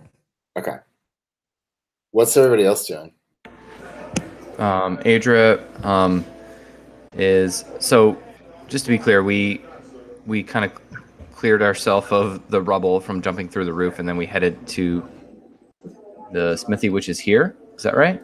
That's what Offented and Thulga did. So it's up to you. Okay, so okay, so we're still in here, in the shed. Yeah. Okay, so Adria sort of clears the wooden planks and hoists herself up and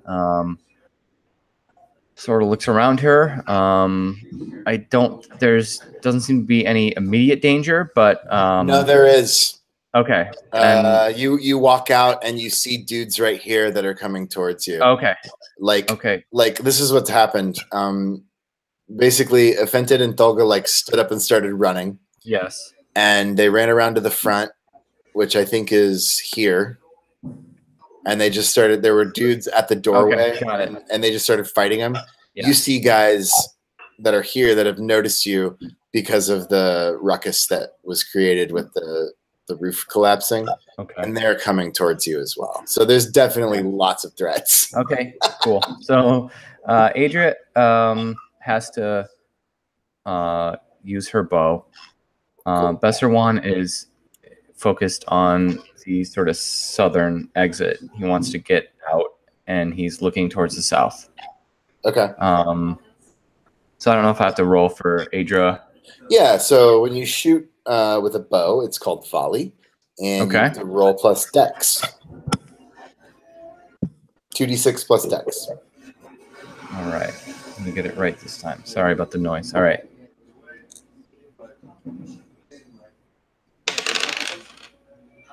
Six. Uh-oh. Yeah. Plus dex. Roll. Yeah, my dex is 0. I thought it was more than that, but okay. Shit. Oh. It's okay. Your string breaks. Oh shit. You pull it back and you're like aiming and they're moving and you're trying to like hold it too long and the string on your bow fucking breaks.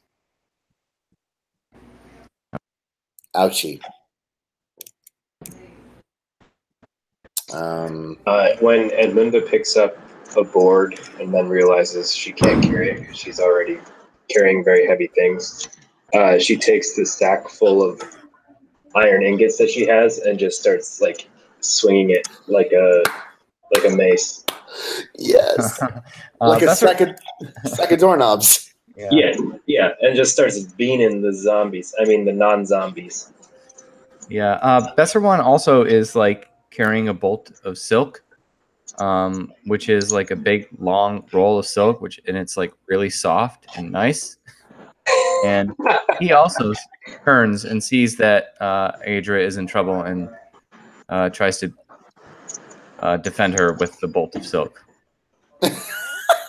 How does he do this? Well, he swings it. You know, it's a big long bolt. Oh, so, okay. You know, it doesn't like it might be able to like move someone, but it doesn't hurt them. Nice. Caresses them to death. Like, yeah, it's very soft. You should, But there's some weight to it. It's it's 2 weight, so he's gonna swing it and sort of try and push whoever back away from Adra. Yeah. Okay, so let's say that it's weighty, but it's not. There's no spikes on it or anything. It's silk. Yeah, I can imagine it. Like when you go to like, the fabric store and you buy a big bolt of cloth, and it's a huge rod with like heavy cloth like wrapped around. It's also like kind of floppy. Yeah, it is. It's not. It's unwieldy for sure. Yeah. All right. So Edmunda should roll hack and slash, and Besserwan should roll aid with strength. So you guys are both rolling 2d6 plus strength. Okay.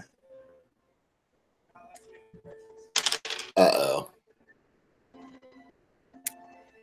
So I rolled a 8 plus 1 is 9.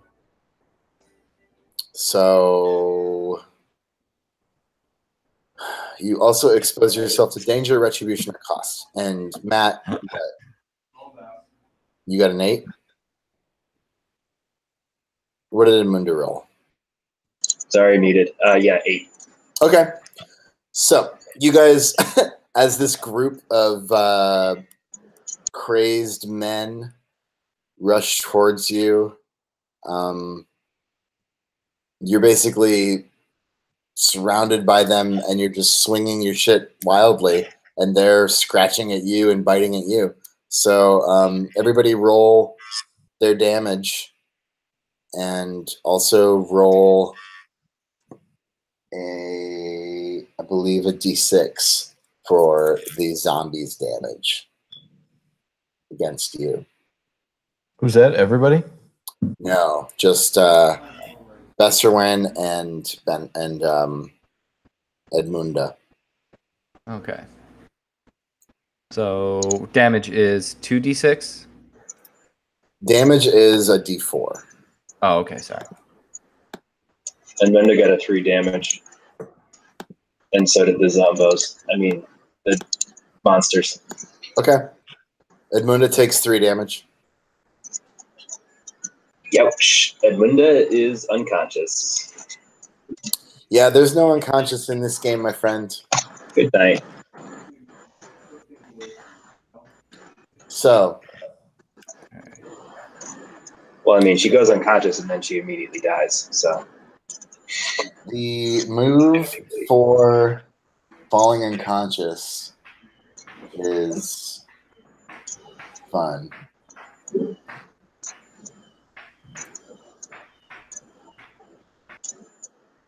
Let's see. Everyone has fireworks going off all around them. When you are a villager and dying, you catch a glimpse of what lies beyond the black gates of Death's kingdom.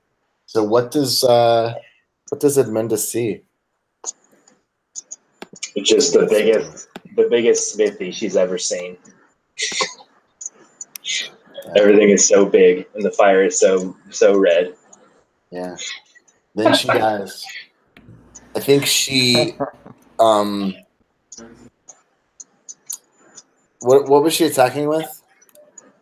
3 iron ingots and a burlap sack. Oh, that's right. A sack of. Okay, yeah. I think she. You know the coolest way that anyone can attack it? Yeah, that's prison style for sure. Do you want to explain like how she was swinging this like sack of ingots and also died and killed the thing at the same time?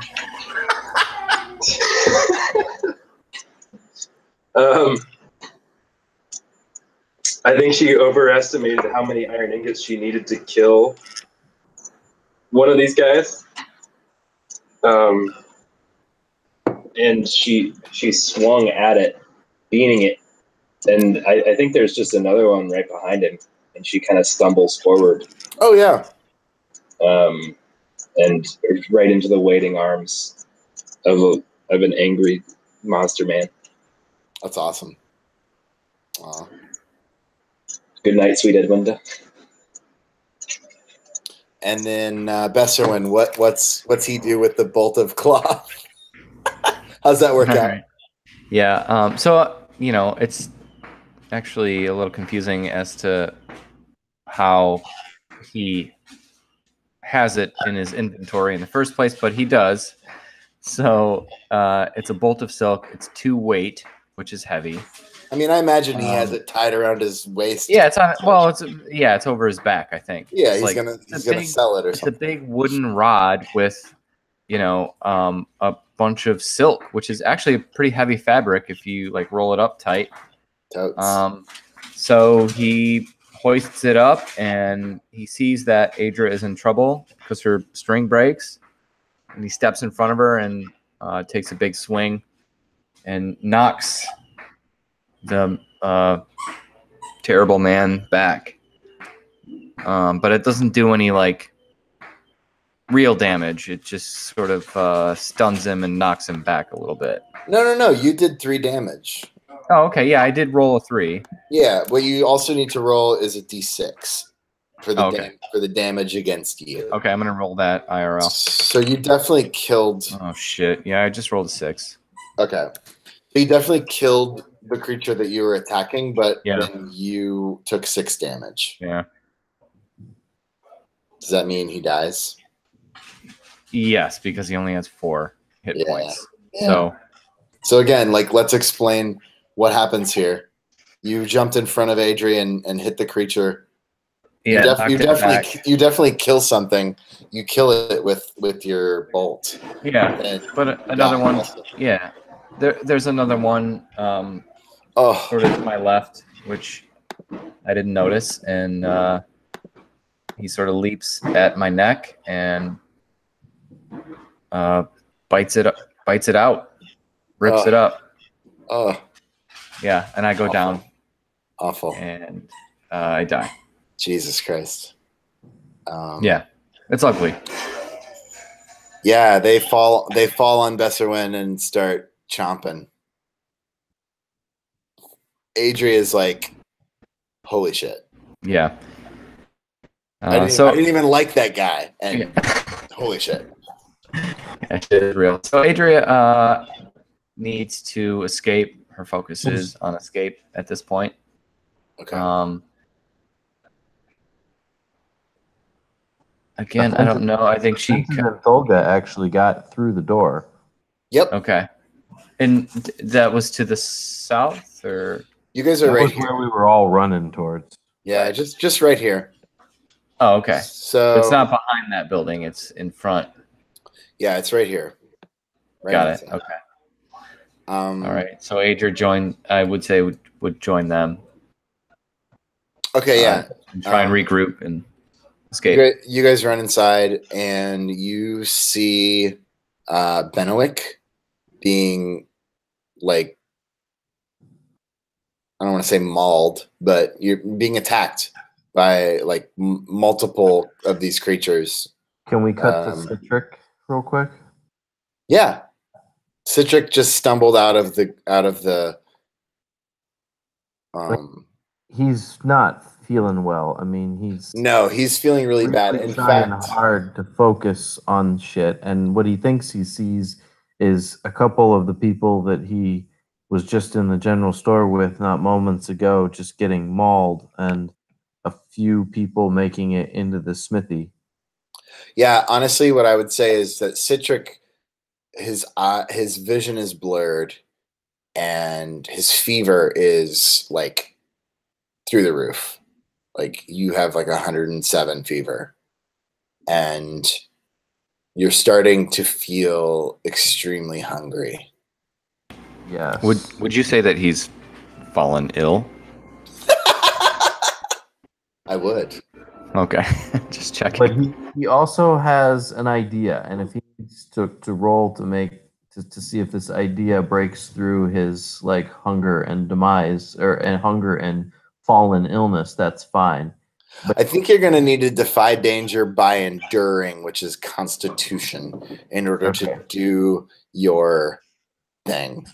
And this is serious. Like Citric is dying, and he's been dying for a while, and this is going to determine whether or not he dies. So this is serious. This is what I mean by serious. So 2d6 plus con, because he's trying to like power through this fever. Oh, fuck yeah. how's that? That's awesome. Yeah, you do what you set out to do. So you're able to push back the fever, push back the hunger, and like. And here's what he's able to do. He's able to run to the town hall, which is right here, and ring the bell in Wow. bell tower and just make the biggest racket that anybody has made. Oh my god, that's amazing. Okay. I would like for you to do defy danger with intelligence, because this is absolutely quick thinking, my friend, even though you've been planning this for weeks. Just came up with it, I promise you. Oh, I don't care. I'm just kidding. But your character is like quick thinking, right? Okay. Sure. Nice. That's a +0. Okay. 7 and 9. You stumble, hesitate, or flinch. Worst outcome, hard bargain, ugly choice. So you're definitely trying to like sacrifice yourself, kind of, right? Yeah, I've noticed that they don't seem to want to eat me, but I can't really even keep the whys or the who's straight anymore. But I just know that things aren't going well. My friends are dying. Yeah, I mean, I don't know that he's even thinking he's sacrificing himself. He probably, at this point, the cold reality of the fact that he's near death or near zombification himself is pretty obvious, and he's just gonna draw all of them to him. Yeah, I mean, I think the coolest, like the most interesting thing, and also what satisfies like the rule is that you do it and they all come to you and they eat you. They eat Citric, they kill him. And one of them chokes on his piercing. And it makes Yeah. So are you cool with that? Oh, absolutely. Okay, so why don't you give us like a little narration on like Citric ringing the bell and all of the creatures in the town like coming towards the bell and ultimately like killing him as he's still ringing the bell. Yeah, well, you hit the nail on the head. I mean, he's focused. His vision's blurry, but he's gone. He knows the town like the back of his hand, so he doesn't even really need to see to figure out where he's going. And he finds the rope that signaled a town meeting, the bell tower right outside of the town hall, and he just grabs it and heaves down on it, and he hears the clang, and he does it again, and he starts to see almost like a wall of men, rabid men coming towards him, and he just keeps on ringing, and the fever and the delirium and the dizziness is so great that he almost doesn't even really feel it as they start to chomp into his arms, and he just rings the bell for longer than you ever thought someone who's being eaten alive could ring it.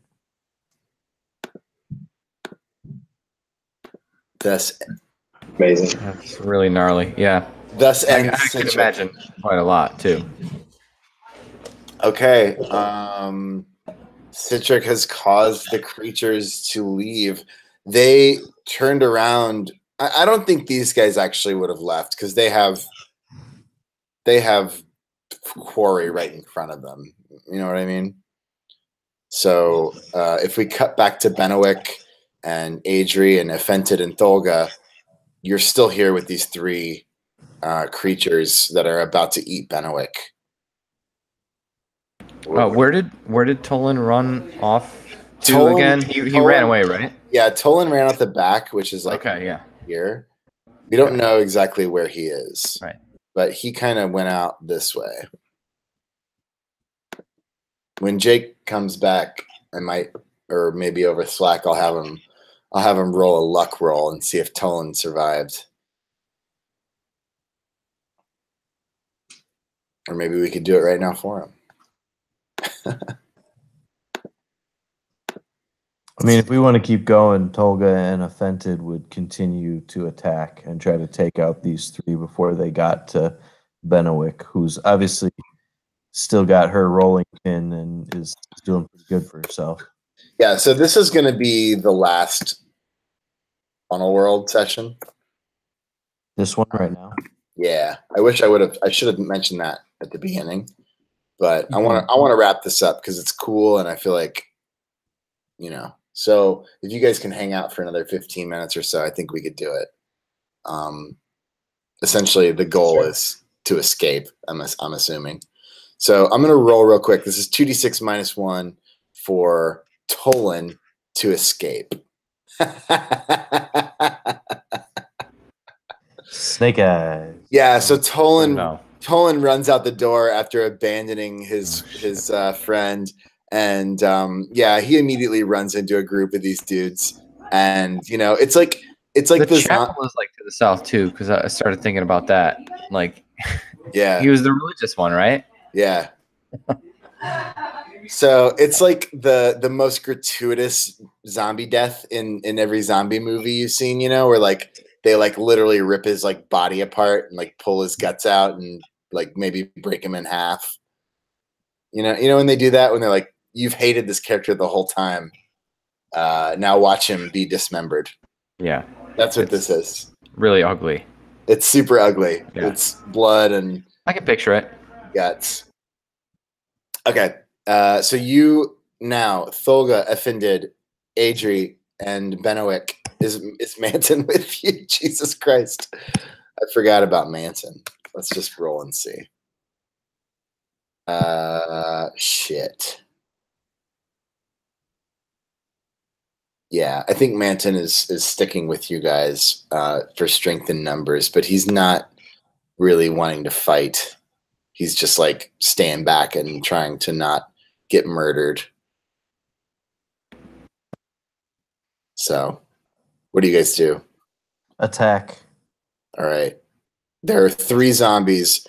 There are 3 of us. Hanging over Bennewick. What do you do specifically? Tholga has just like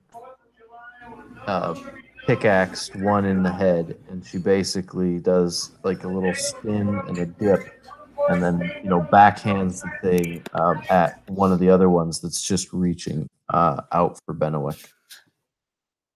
Okay. Hack and slash. 2d6 plus. That's 11. It was rolled an 8 plus a 3. Fuck yeah. Okay, roll your damage. 1d4 plus 1 because of the pickaxe. So 3. Okay, yeah.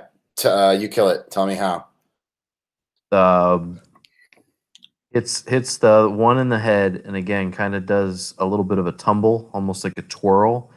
And as comes around, this is like the one was in the door, so it hits the door, kind of tumbles through, and then as she's spinning, she still has the pick in her hand, and she catches it with the backside this time, almost as she's falling, but it's somewhat controlled too. You can tell she's she's going all out, but she's taking things with her. Nice. Adri, you see Tholga smash the thing in the head, and it slumps to the ground, and it's totally dead. What do you do? There are two others that are turning and starting to go towards her.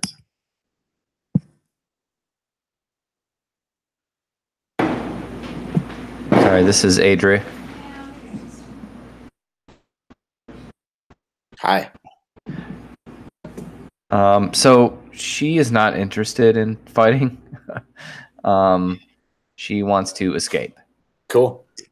So she wants to run. She wants to run to the south. And can I ask a question real quick? Yeah. Go ahead. You have an animal that helps you hunt. What? I do? Yeah. Okay. I didn't know that. Yeah, you do. This whole time. Cool. What dangerous place had you left it alone? I'm sorry. It's now dangerous. It's not like you left it in a fire. It's like you're worried about your animal friend because of these creatures. And also, what's its name? Oh, no. So I have a familiar, like a pet, is what you're telling me. It's like a pet, or I mean, it's up to you to decide the nature of the relationship, but I would say it's a pet. It's like a pet dog who helps you hunt. Or it could be different. It could be like a wild creature that you have a weird affinity with, or it could be a magical creature that for some reason helps you hunt. I don't know. It's up to you. So all right. So it's a ferret actually, and it doesn't it sort of follows me and carries a little it wears a little vest that keeps I don't know, herbs and arrow tips and stuff, and jerky and stuff like that. And it was left at the general store. Oh shit! That's where where we were. It's probably overrun with horrible men. How did you leave it? Well, I think it was with me, and then I went up the ladder. You sure it wasn't a pet goat, right? No, it's definitely not a pet goat. That goat's gone. I mean, it's a goat in so far as it's the greatest of all time. It's the greatest ferret of all time. But what's his name? She. Her name is Mac. And I feel, I guess, I don't know, like I had a pet. I didn't know, so I have to go back for the pet, I think. Yep. So I'm gonna head north. Sorry, man. Back to the general store. No, that's okay. I don't know why you're apologizing. It's my pet. So I'm trying to escape. I don't know if I need to run, I guess. I need to run out the front door, here. You're already outside, so okay. You could easily just not follow them in, and I got to get Mac and get the fuck out of here. Right. So you run back to the general store. Yeah, there's a pile of shit. I remember someone was buried under a pile of shit. Yeah, see that as soon as I walk in. Yeah. The ladder is busted and. Let me. Why don't you roll a luck roll to see how many zombies are in there? Well, they would have gone to the bell. Whatever zombies were there. Oh, that's true. Yeah. But that's what I'm saying. The timing and it's kind of lucky, right? Right. So is that? So I'm sorry. 1d6 or 2d6 plus 6. Your luck, which is something. Who are we, Adri? Yeah. Your luck is 11 plus 0. So so just 2d6 straight up. It's 6. Okay. There's definitely a zombie still in the place. You run up and are face to face with one. You see him. You see him in the doorway. You're not he's not gonna bite you, but you see him. He's there. Yeah. You're gonna have to deal with him. Yep. Also take XP. And Okay. also,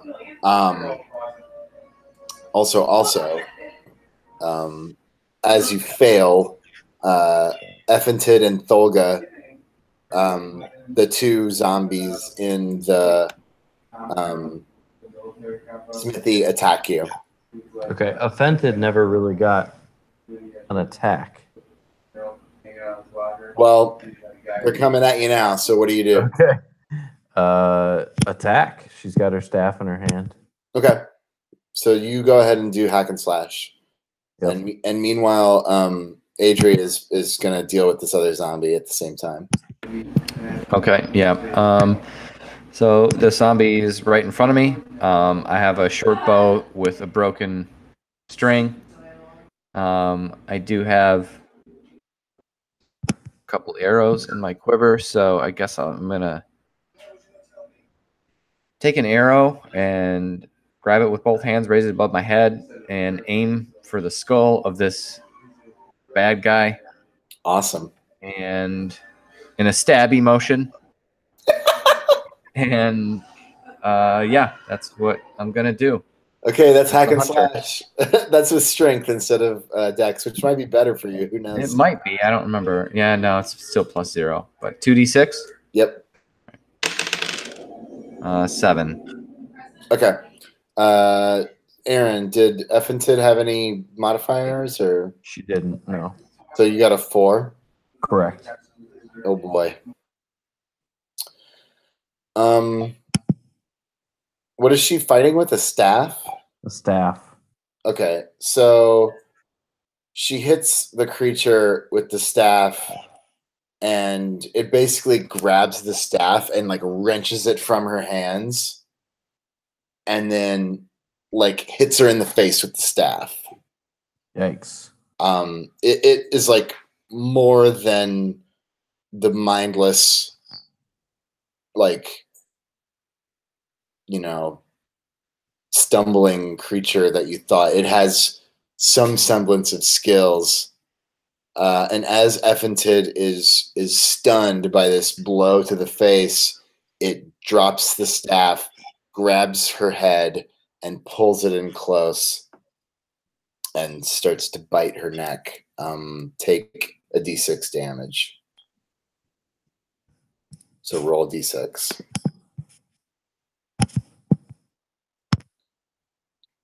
Oof. I don't even think you can have more than 4. So Okay. What does Effington see as she dies, as she reaches the Black Gate? she sees her friend Tholga sitting on a throne in a dwarven stronghold. Nice. Wow.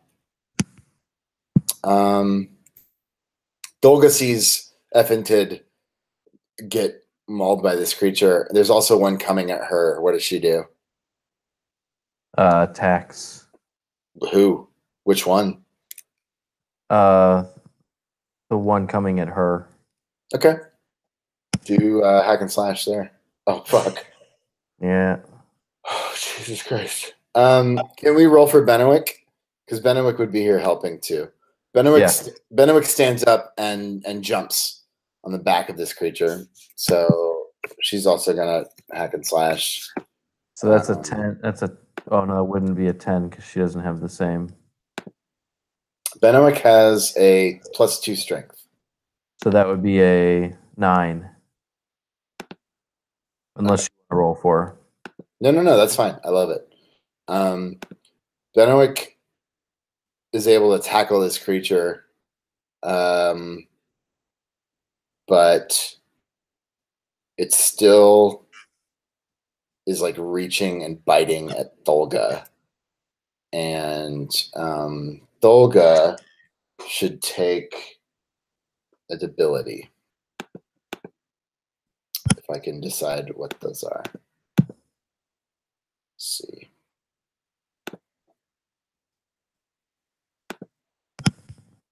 Is there a list somewhere? Jesus Christ. This game, I tell you. So I think there's probably like a -1 Constitution ability somewhere. Okay. Didn't I do that to you before? Like your guy was like sick or something? I don't remember it if you did. Okay, so Tholga has a -1 dexterity because it's her foot.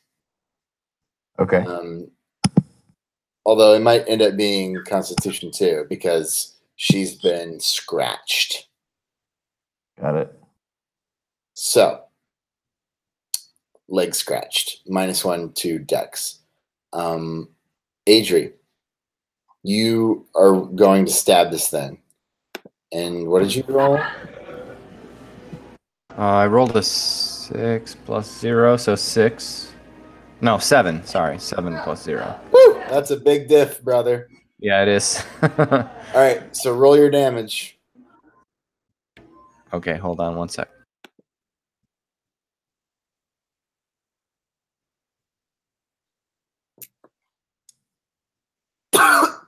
So your damage is a d4.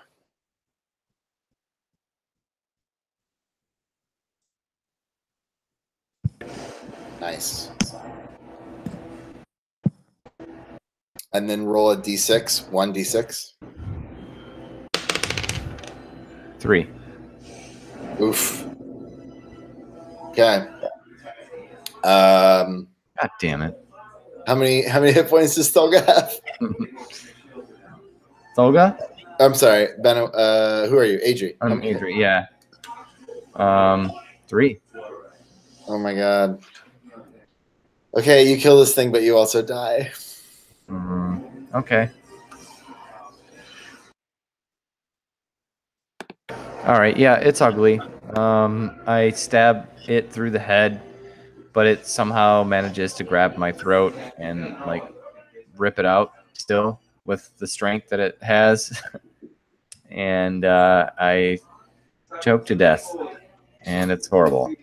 Jesus. Yeah, I'm sorry. Yeah. Oh my god.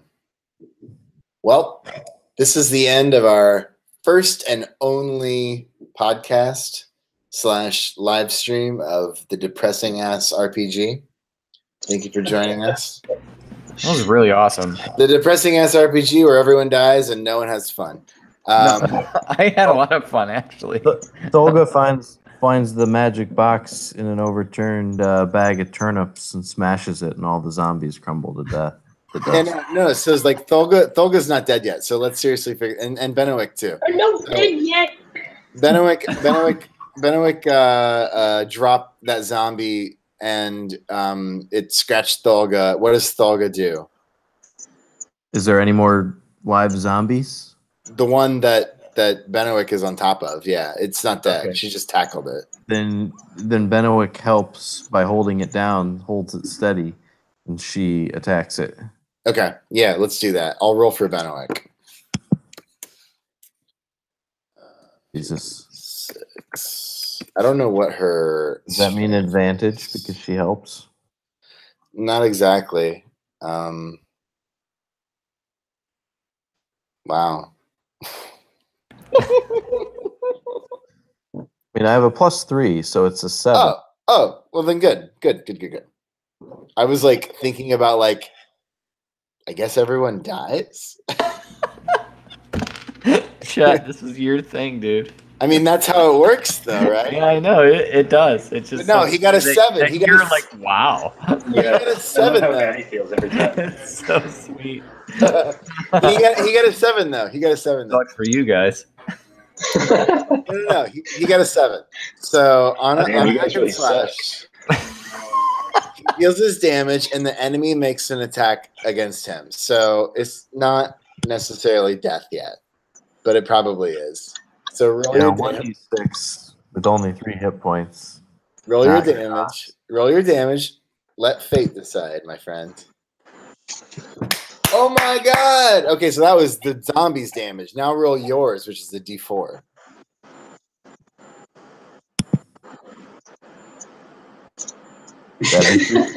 That'd be 3 damage because I have the pick. Okay, you kill it. and it does 2 damage against you, which is almost all of your health. Oh shit! Health. Correct. I have Heal. 1 hit point left. But that was the last one. So, explain what happens. I mean, I think you did. Yeah, she was holding it. Benwick had grabbed it and was keeping it from my throat, and Olga, saw this and was almost too much for her to handle, but she smashed it. She brought the pick down, and it went right through the zombie's head and actually kind of stuck into the floorboard.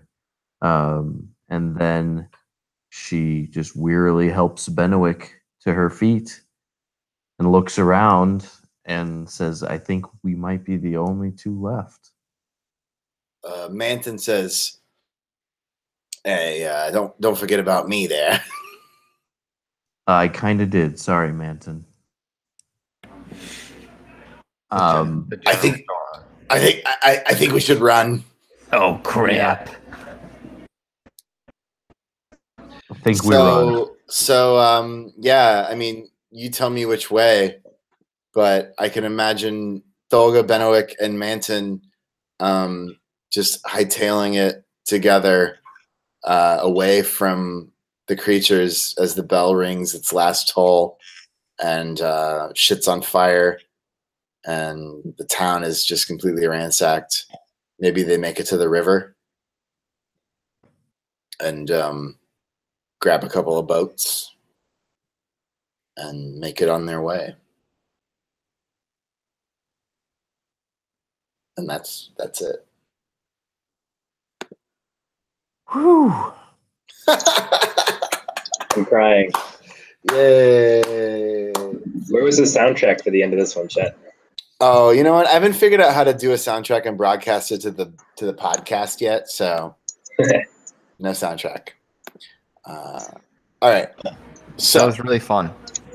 if you guys have a minute, let's do XP because it's an important part of Dungeon World. And I know that we may never come back here and play these guys again, and half of you guys don't even have characters anymore. But let's do it. Okay. When you are a villager and you reach the end of a session, decide whether your bond has been resolved, completely explored, no longer relevant, proven true, or false. Ask the player of the character with whom you have the bond if they agree. If they do, mark XP and write a new bond with whomever you wish. So if you had a bond with anybody who died, definitely take an XP. If you're dead, don't worry about it because you're dead. So really, I guess we're only doing XP for Tholga. But if you guys want to do it for like the practice, because these rules, these rules are going to be in effect with other games that we play, feel free to do so. Or if you want to just like think about it and say, I would have an XP now, but not actually write anything down, that's cool too. I'm doing that one. So yeah, if you have a bond, let's talk about them because I'm interested. Whose bonds were resolved or explored or no longer relevant? Well, everybody that I had a bond with died. Yeah. So those would all be no longer relevant. So you would definitely take XP. Did any of them, like based on the content, come to fruition? No, I added a bond because of the Adri thing, and I had a child that died, but now she's dead. Mm-hmm. Offented, I thought was destined for greatness, but apparently she was destined to die on the smithy floor. Offended had a bond that... What was the arcane thing again? There was like an arcane object or something, right? Yeah, we never found it. That the 2 people who knew about it are They dead. both died, right? Yeah. Solus was the first one. Yeah. Solus and Edmunda. Edmunda.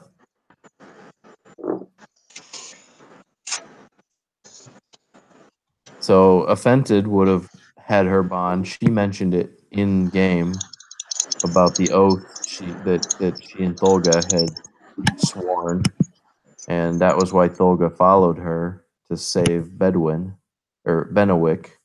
So that would have been an XP that would have actually resulted in in-game content, but then she's dead, so she doesn't actually get it. Nice. Very satisfying. What about Matt? What about your characters? Did anybody do anything before they all died? I didn't get the ability to not trust Adra. Nope. I didn't even fail. I did everything right, and the zombie did too much damage. Okay, Michael, what about your folks? Yeah, I don't. I'm trying to look at my notes about Bester Wayne's connection, but I can't figure it out. But yes, I had with Adra, I had the lost loved one connection with Thulga. And I died. It's super interesting to me, and maybe you forgot, and that's okay. We can just like write it into the canon, you know. But if Adra and Thulga had a relationship, and Adra was like, "I'm out of here," that's very interesting, right? Yes.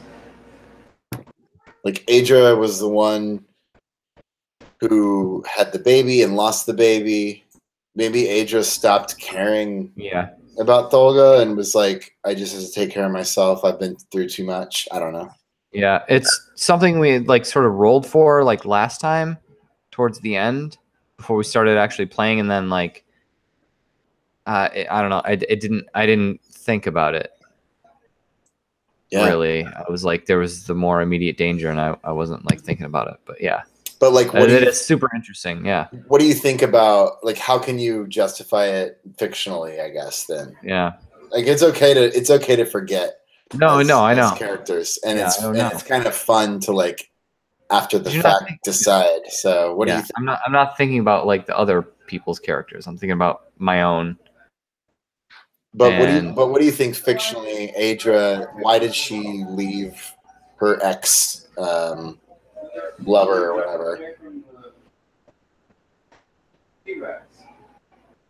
Yeah, I don't know.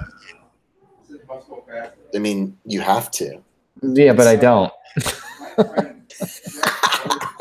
Maybe she just panicked, right? Like it was like, this is a fucked up situation. You guys are not living in a world of monsters and undead. Like, this is like every new zombie movie that you see where like no one knows what zombies are.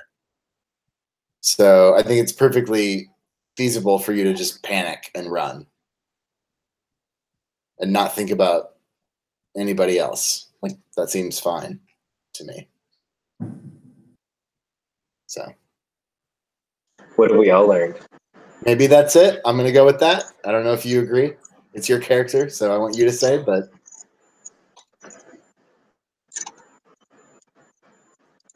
all right, let's go with that. Cool, guys. I like that. This was fun. Nice. And I love you. And thank you for letting me broadcast you to the internet for perpetuity. And what we can stop the podcast if it hasn't stopped already, but what are we doing next time? No, we should stop it with, I'm going to stop it right now, but we should stop it. We should sign off with a very iconic like catchphrase. Yeah. So what do you think the catchphrase should be? Like butthole. So butthole. Yeah, that's a good one. So when was it Thulga who fought off the last of the zombies? Yes. Okay. So while that was happening, like Independence Day was on in the background here. Yeah. And it was right during the Bill Paxton speech. Where he says, "We'll not go quietly into the dark." You know the speech I'm talking about, though. Yeah. It was a real moment for me. I had it on mute, but